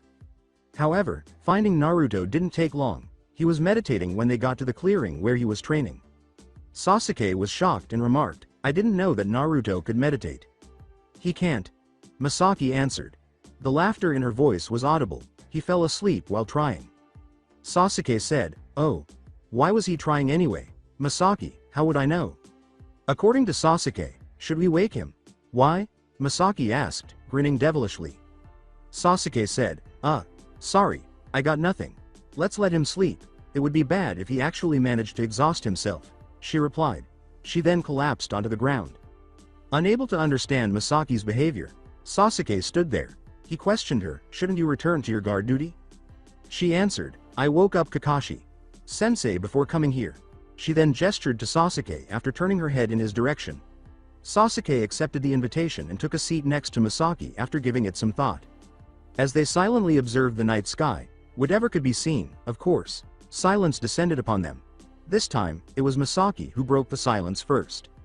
"So, do you want to talk about it?" Sasuke remained silent. He was sorry he had sat down. She had revived the subject, something he wished to forget. She reprimanded him, saying, "You don't, huh? It'd do you no good to hold it in, you know." "What would you know?" Sasuke erupted, unable to contain his rage. "You did not have to watch the entire clan's massacre over and over again, did you? How did you even survive that day? Don't think I'll believe your silly story about hiding. There is no way you could have hid from Itachi. So tell me, how did you survive?" With one half-lidded eye, Masaki gazed at Sasuke and said, "Oh my. I guess you finally asked, huh?" Sasuke turned to face Naruto, who was still in his meditation pose. "I suppose it shouldn't hurt to tell you how I survived, don't you agree, Naruto?" he asked. But his eyes were open, and he grinned amusedly as he turned to face Sasuke. Naruto responded to Masaki's query by saying, "No, it wouldn't. And he will find out eventually, so sooner the better." Masaki grinned when Naruto responded. She got to her feet and turned her back on Sasuke. "You were right. I couldn't hide from Itachi. He found me very quickly. There was nothing I could do as I watched him impale me with his sword. I could only lie there as the blood oozed out of my wound, as my consciousness grew dimmer. You see, Sasuke, I didn't survive that day. I died." Masaki's expression was gloomy. "But that is impossible," yelled a furious Sasuke. "You are standing right in front of me. You are not dead. You have Naruto to thank for that. He saved me. No wait, save is not the right word. He resurrected me into a devil," Masaki said, turning around as wings resembling black bats emerged from her back.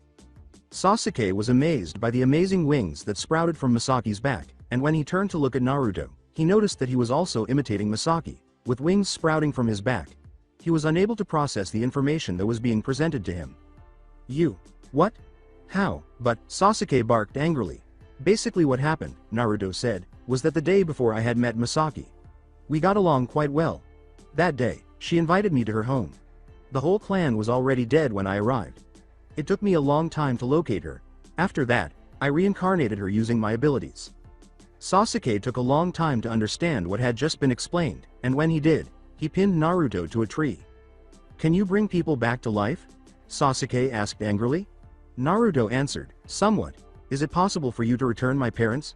Sasuke inquired. After a few silent moments of staring at Sasuke, Naruto said, "No, Sasuke. I can't. Restoring them has been far too long." "Is that so?" Sasuke asked, clearly dejected as he released Naruto. "But I can help you get your revenge, that I can assure you," Naruto replied. "If you want, you can get as much power as Masaki." The words glowed in Sasuke's eyes. "Really, what's the catch?" "Well, alright. You would lose both your humanity and your freedom. You'll turn into the devil. Just like me and Masaki," Naruto replied. Sasuke was instantly discouraged and started to leave, saying, "I don't need that kind of power." From behind him, Naruto stated, "Well, it's your choice. If you change your mind, the offer will remain on the table." Sasuke gave him a quick glance before turning to leave. "Do you believe he will change his mind?" Masaki asked. It's up to him to decide, replied Naruto. It depends on how badly he wants the power. Haku was waiting for him, giving him everything he needed, and Zabuza was still lying down, wondering about the letter he had received from Madoka. He had been able to regain the movements of his arms, but that was about it. I can still remember her work in Kiri. Ah, those were the days. She must be planning something big if she gave me a free pass. She must really want an unpredictable vector in the equation. A flashback a few years ago, Zabuza had been brought into the Seven Swordsmen, having joined almost immediately after that foolish mission to kill Yoshiku. Since then, he had been called in to guard Madoka on multiple occasions, most of which involved some form of compensation, so those stints were not exactly free, though there were times when they were, and those were mostly him carrying all the shopping bags Madoka gave him and acting as physical labor, which he could even pass off as training. The more difficult ones, however, always involved some sort of payment. Since then, he had risen to the occasion and improved his reputation as a demon, particularly because of his position as one of Kiri's 7 swordsmen, which made him one of the most vicious and cruel swordsmen, surpassed only by Hoshigaki Kisame.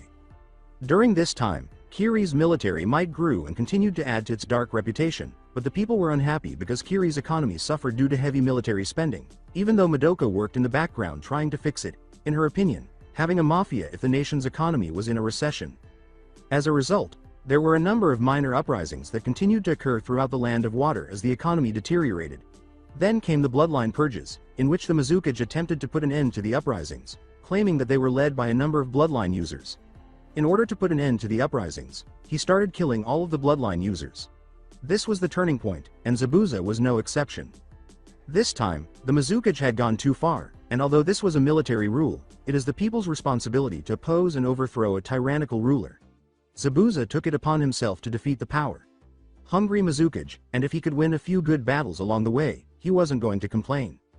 However, he encountered resistance in an unexpected form as he mobilized his followers against the Mizukage. As he prepared to charge the Mizukage tower, Madoka called behind him, "Zabuza. What are you looking for?" In response, an irritated Zabuza said, "I am in the midst of a rebellion here. Refrain from leaving. You will only end up dead," Madoka yelled. "What the devil? You don't trust my power woman at all," Zabuza responded with a shout. "The point is not that. Actually, I'm not even concerned about your ability to defeat Yagura." However, Madoka retorted, "He isn't the true enemy here." "What is the intended meaning of that?" Zabuza inquired. "I've been attempting to manage things from behind the scenes, but it appears that someone is more skilled at pulling strings than I am.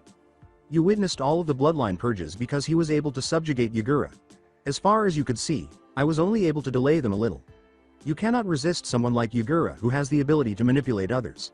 So stop this nonsense," Madoka begged. "I refuse to stop. I am unable to stop.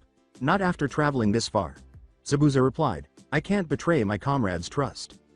"All right. Follow your desires. I will not take your ass out of this. You will have to run if you don't succeed. Not only from Yagura, but also from me. Because you are betraying me." As Madoka turned around and ran away, it was almost possible to see the tears that formed in the corner of her eyes. Zabuza's attempted coup was obviously unsuccessful, and he has since been evading capture. The end of the flashback. Zabuza was startled out of his reverie when the room's door opened and Gato and several of his henchmen appeared. Well, what are you aware of?" Gato mocked. Momochi Zabuza, the demon of the bloody mist, was defeated by merely a bunch of green genin. They weren't any green genin, of course. 2 Uchiha were among them. "Surely even you are aware of the Uchiha's reputation," Zabuza retorted. "Yes, I do. However, if they do, the great Zabuza shouldn't have any issues. You seem to be making an effort to justify yourself." "I don't require justifications. The final moments of their lives will be the next time I pursue them." As he turned to go, Gato trailed off. "I hope that's the case, or else." From behind, Zabuza called out, "Just so you know, one of the genin is an associate of Kurokami Madoka." Fear was evident on Gato's face as he looked incredulously at Zabuza, and when he saw that Zabuza's eyes showed no emotion, he became even more terrified. He quickly turned around and left the room, his train of goons trailing closely behind. "Haku, by the way. There was absolutely no need to prepare your needles," Zabuza reprimanded cheerfully. Haku answered, "It's not a problem. I will always protect Zabuza-san." Naruto, who was sprawled out on the ground spread eagle from exhaustion, let out a long sigh and said, "Ha! I ended up overworking after all." "You did, of course. Kyuubi grumbled, since you so graciously disregarded my warning that your juice is running low. Yeah, sorry about that. Naruto said, trying to suppress a yawn, but it was a futile attempt because his hands were useless. The grass feels so good, I think I'll take a nap. Kyuubi said, you do realize that someone is in the vicinity. Exactly, Naruto answered. A figure slowly approached Naruto as he lay there, and when he stirred, the figure froze. What? Who is present? The stranger was startled by Naruto's question, but he was able to control his shock. Oh, have I woken you up? I apologize for that, the stranger said. All I was doing was collecting herbs for my friend. Haku is my name. If it's okay with you, may I ask why you're sleeping so far into the forest? With a nervous laugh, Naruto said, about that. I sort of exhausted myself while training, so I can't really get up. Really? For what purpose were you training? Haku inquired. Oh, I see. I'm a ninja. I have a mission to keep someone safe. I have to be strong to accomplish this. Thus, the training, Naruto cheerfully replied. Oh, stop giving away your mission details. Shut down. Is that true? You will become stronger if you have someone to protect. No, perhaps you are already strong because you have other people to keep safe, Haku remarked. With a gleam in his eyes, Naruto remarked, which is why it would be unwise of you to take out the senbons you are currently holding. Startled, Haku tried to quickly back away, but a bright flash of light came from beneath his feet, and when the light faded, a complicated pattern emerged beneath his feet, and he discovered that he was unable to move them. Oh! As Haku pulled at his feet, unable to get off the ground, a startled Naruto exclaimed, it worked. What on earth is this? Haku frantically asked. Naruto pointed to Haku's feet and remarked, that my friend, is a barrier seal. It prevents a person from moving. You are now trapped inside that circle because I combined some immobility magic with it. So now we can talk nicely, right Hunter.san? Haku panicked, realizing that not only had the boy discovered his attempted attack, but he had also discovered his role as a Hunter.nin. He took a few deep breaths to try to calm himself, and once he had calmed down, he took what he believed to be the most sensible course of action. What are you discussing? With a naive expression, Haku inquired.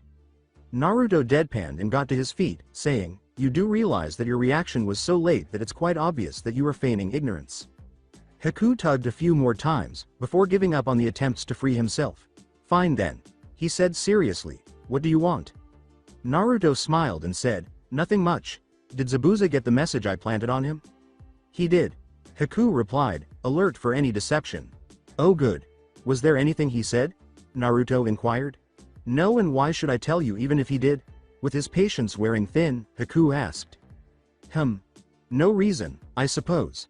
Answered Naruto, causing Haku to almost face fault, except he couldn't, since his feet were stuck on the ground. And what will you do to me? Asked Haku apprehensively. Oh, don't be concerned. I'm going to do nothing. It is against my policy to hurt attractive girls, Naruto replied with a smile. Is that accurate? Haku said, I hate to break it to you, but I am a boy. He instantly felt bad about it, but then he saw Naruto grinning like a Cheshire cat. Naruto whispered, I can smell the pheromones coming from you, as he slowly approached Haku, who attempted to back away but was unable to do so and fell on her butt when she leaned back a little too much. The closeness of Naruto's face and the words he spoke to her caused Haku's face to flush. In fact, steam was visible rising from her head. Naruto stepped back and smiled at the agitated Haku. Did you have to do that? Kyuubi complained. Naruto thought, oh come on, lighten up a bit. Look at how cute she looks. Don't you want to play a prank on her? Obviously not. I would want to kill her, if anything, but that's a different matter. Why did my host just so happen to be the best prankster Konoha has ever had? Kyuubi wondered. Naruto shot back, at least I'm not trying to be the Oppai Fox, or something. A sneeze came from Hyodo Issei somewhere in Kuo Academy. You're correct. That should make me happy, Kyuubi concurred. As Kyuubi and Naruto argued internally, Haku at last composed herself. All right. You're correct. I'm a female. With her cheeks still a shade of pink, Haku muttered, but you should understand why a kunoichi on the run might want to hide her gender from a stranger. Yes, exactly. Hold on, did you just call me a stranger? Naruto sulked, and here I thought we were making headway into breaking the ice. TCH. Haku complained, I'm not sure if I should be angry at you for acting that way or afraid of you because you caught me. How about you just pass on my message to Zabuza and we can forget we ever met, said Naruto. All right. What message is it? Tell him to come find me if he ever feels the need to switch jobs. I am able to offer him employment on par with the woman he knows. Naruto had just come inside when Kakashi said, "So you're finally back." Naruto stood at the doorway and said, "Yeah." He looked around the room, first at Kakashi, who was seated at the table, then at Sasuke, who was sitting next to him, then at Tazuna, who was sitting at the other end of the table, moping in his sake, then at Tsunami, Tazuna's daughter, who was preparing breakfast in the kitchen, and finally at Misaki, who was assisting Tsunami. "So, was your training by yourself beneficial?" Kakashi asked casually. "Yes." After Tsunami brought the breakfast, Naruto sat down at the table and said, "I succeeded in what I wanted to do." He picked up a pair of chopsticks and began eating. With the renowned orange book in one hand and a pair of chopsticks in the other, Kakashi remarked, "That's good. We are going to start with some team training today." "Really? What are you going to learn?" inquired Misaki, who was seated at the table. Kakashi grinned and said, "Oh, you'll find out soon enough." At this moment, a young boy, Inari, Tazuna's grandson, entered the room during the conversation and decided he had something to say. Inari whispered, "Training wouldn't help you." "What is the intended meaning of that?" Naruto inquired. "No matter how hard you train, you can never defeat someone like Gato," Inari replied. "You will only get yourself killed." Unusually, Sasuke said, "Don't underestimate us, brat. We are not weak." Inari's voice had risen to a shout, "That doesn't matter. Heroes don't exist. You will never comprehend the strength of individuals like Gato if you have never witnessed sorrow or misfortune." A shiver went through the room as the three members of Team 7 paused mid-meal, looking down with a black aura emanating from them. There was an awkward silence while Kakashi considered what he should do. Misaki was the first to react, simply getting up and walking away while muttering a low, "Gochiso-sama." Naruto then simply stood up, glared menacingly at Inari, who was clearly shaken up by the open act of animosity, before turning around and leaving, and finally, Sasuke glared at the child before saying, "You just made your worst mistake in your life, brat." "Why are they acting this way? Can't they even deal with the truth?" inquired Inari, who had regained his courage after the people who had been causing him to feel oppressed had left. However, by using such strong language, he was able to lower the temperature of the room once more. This time, it was Kakashi who was annoyed by the boy, and although he was grinning, a menacing aura seemed to envelop him, making him more frightening than the other three. "You see, Inari-san," Kakashi said, clearly struggling to maintain a courteous tone. "You just told 3 people with no living relatives and with records of assassination attempts that they have never been unfortunate or sad." "Wah. What does that mean?" asked Inari almost hysterically. His seeming discomfort reminded Kakashi that he was dealing with an emotionally damaged child, and he controlled his rage. For the benefit of the 3 non-shinobi in attendance, Kakashi started to explain what he had said. "As you can see, Misaki and Sasuke are related. They are the Uchiha clan's last surviving members. You must have heard about their massacre, don't you? That day, they were there. They were powerless to stop their entire family from being killed. The fact that they survived at all is a miracle. They therefore have some knowledge of sadness and misfortune." "And Naruto? Well, where do I start?" Naruto's early years were filled with hardships, including being abandoned at birth, being mocked by the villagers, being the target of a senseless assassination attempt, and lacking the funds for food and housing. However, it appears that nothing happened to them. They seem so serene and upbeat, Inari pondered. Kakashi stood up from the table and said, "That's because they chose to look into the future rather than live in the past. You have your own reasons for thinking like this, but I suggest you apologize to them. Otherwise, you might become the victim of Wave's biggest practical joke ever." Kakashi then departed the room in search of his pupils. Tsunami glanced in Inari's direction for a while before turning back to the table to see all the plates empty. Inari looked at the back of Kakashi as he left the room, dumbfounded by the words that had just been said. He quickly regained composure and ran back to his own room. "How did the food turn out?" she questioned Tazuna. "I think Kakashi-san took them with him for the benefit of his students," responded Tazuna. "He is a shinobi after all, so it shouldn't be surprising that you didn't see him take the food." As Tsunami cleared away the empty dishes, she thought, "Shinobi are so fast." The 3 of his students were all gathered together in the clearing they had chosen for training, so it didn't take Kakashi long to locate them. Intriguingly, Inari had gotten all 3 of them to be brooding, with each of them selecting a tree and sitting on its roots. However, just before he could get close to the 3, Naruto jumped up and yelled, "Ga!" When Naruto roared, "It's no use thinking about those stuff," he startled the other 2 out of their reverie. Sasuke stared at Naruto incredulously, surprised by his bipolar behavior, while Misaki, who had known him for a longer time, was more surprised that it took this long for his bipolar behavior to manifest. She got up, then stealthily slipped behind Naruto, grabbed his head, and put him in a headlock. As he attempted, without success, to break out of the headlock, she reprimanded him, realized that earlier, "You idiot." Kakashi decided it was time to make his presence known and entered the clearing while holding the food in one hand. The three of them turned to face Kakashi when he said, "Now that that's cleared up, how about some food?" They were shocked that they had never noticed him standing there all this time, but before they could respond, their stomachs decided to make their presence known by simultaneously groaning in hunger. They exchanged glances before hurriedly sitting down in a row and waiting for Kakashi to pass the food.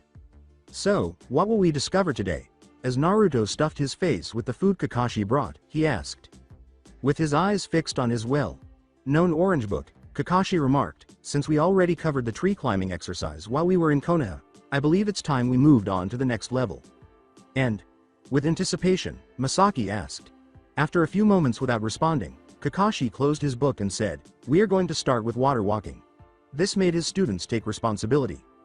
"Oh come on," Naruto moaned, "instead of all these tedious exercises, how about you teach us some cool moves?" Kakashi reprimanded him, saying, "These dull exercises might just save your life one day. They also help you control your chakras, which is essential for learning those awesome moves you've been dying to learn. When wasn't it cool to walk on the water?"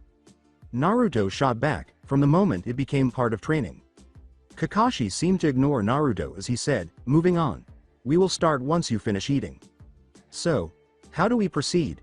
Naruto inquired. Right now, the three of them were at a beach with the sea extending into the distance.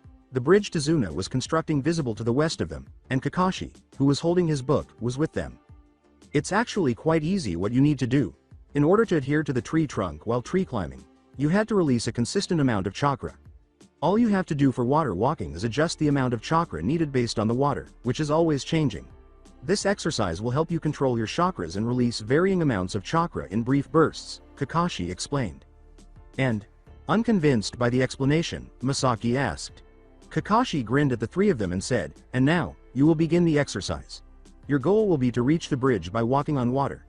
You will pass this exercise if you are able to accomplish that." After saying, "I'll be waiting for you at the bridge," Kakashi left the three to fend for themselves. Before taking 3 slow steps out into the sea, Naruto complained, "And here I thought we would finally get some jutsu training." Splash! He plunged headlong into the ocean. Sasuke muttered, "Hey, Dobi," loudly enough for Naruto to hear. "You bastard, stop talking. Why don't you try walking on water if you feel so much better?" Naruto, who was completely soaked, yelled. With a smug smile on his face, Sasuke said, "I think I will." He took 4 steps out into the sea and was about to turn around to gloat when. Splash! He also fell into the water. Sasuke even chuckled a little when Naruto laughed, "Ha ha." He doubled up and fell on his back, but since he was still in the sea, he fell back into it. They turned around to find her at least 15 meters away, and Masaki's shout of, "Oi!" brought them both back to the task at hand when they realized her voice sounded farther away than it should have.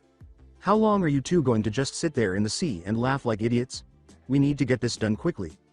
The 2 boys scrambled back to their feet in response to Masaki's words, and this time they started running, approaching Masaki before. Splash! They both lost control and fell into the sea at Masaki's feet, creating a large wave that left her completely soaked even though she didn't lose control. "You!" Masaki was so furious that she couldn't speak. "You fools!" When she yelled, Naruto and Sasuke decided it would be wise to flee. While most people would have fled for the land, they were unable to do so because they had managed to put Masaki in the way, so they headed directly for the bridge. "You idiots, come back here!" As she chased after her 2 hightailing teammates, she yelled. The 2 boys, who were now standing directly in front of Kakashi on top of the bridge, were panting heavily as water dripped down from their entire body. They had run all the way to the bridge, but had fallen into the water after losing control multiple times, and they were also exhausted from running away from a murderous Masaki. In fact, the only reason they haven't been beaten up yet is because. "Give me up, Kakashi. Sensei. I'm going to murder these 2 fools." Was because Kakashi had seized Masaki as soon as he saw that she was pursuing the boys, and now he was holding her at arm's length. Masaki was completely soaked and had lost her focus multiple times because she was angry, which is what initially allowed the boys to escape. Now, she was thrashing around in Kakashi's hands, unable to escape his hold.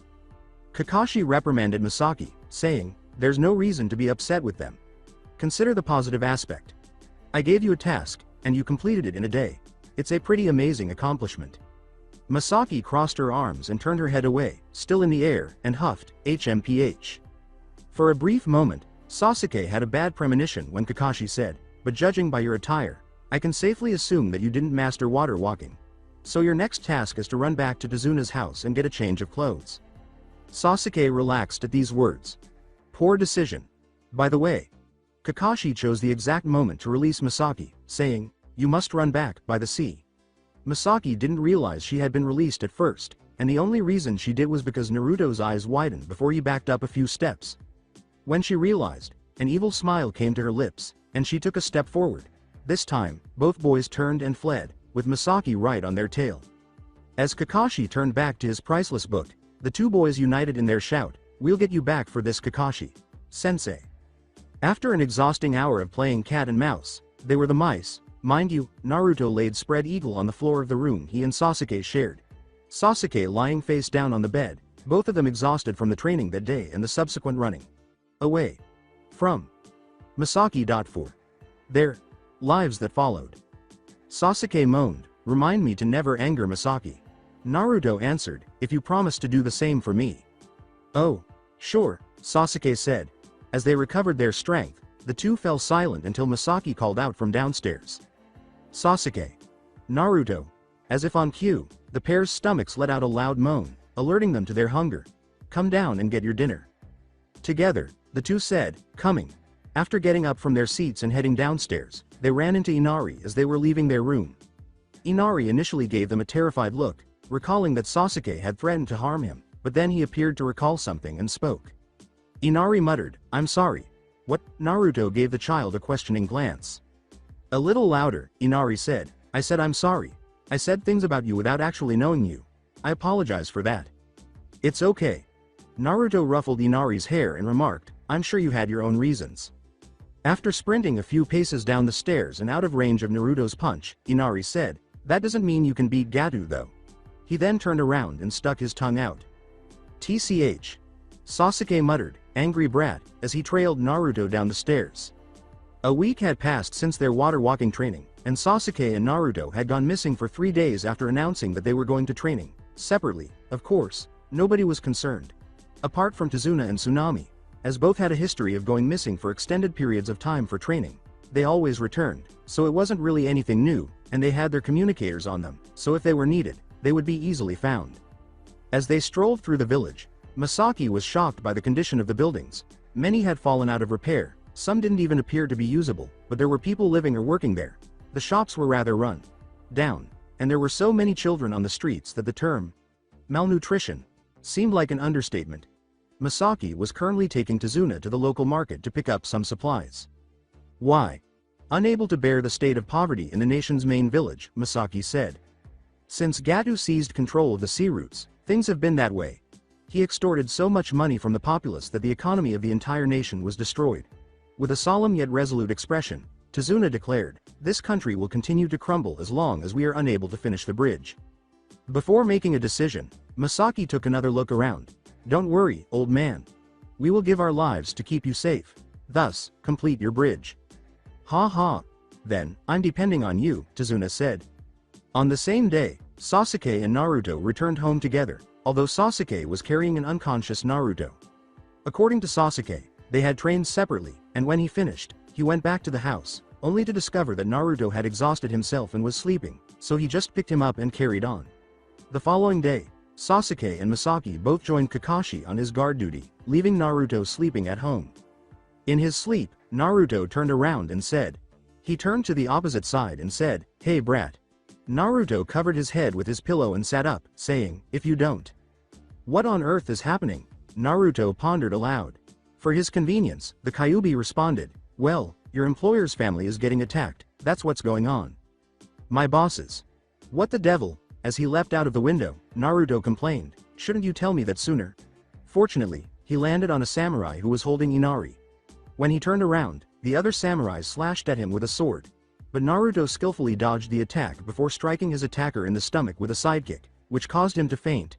Tsunami started to say, ah Naruto-kun, I. But Naruto waved her away. So that's it for today. I hope you guys enjoyed it. Don't forget to like, share, and subscribe to the channel for more awesome stories like this. Thank you. See you all in my next video.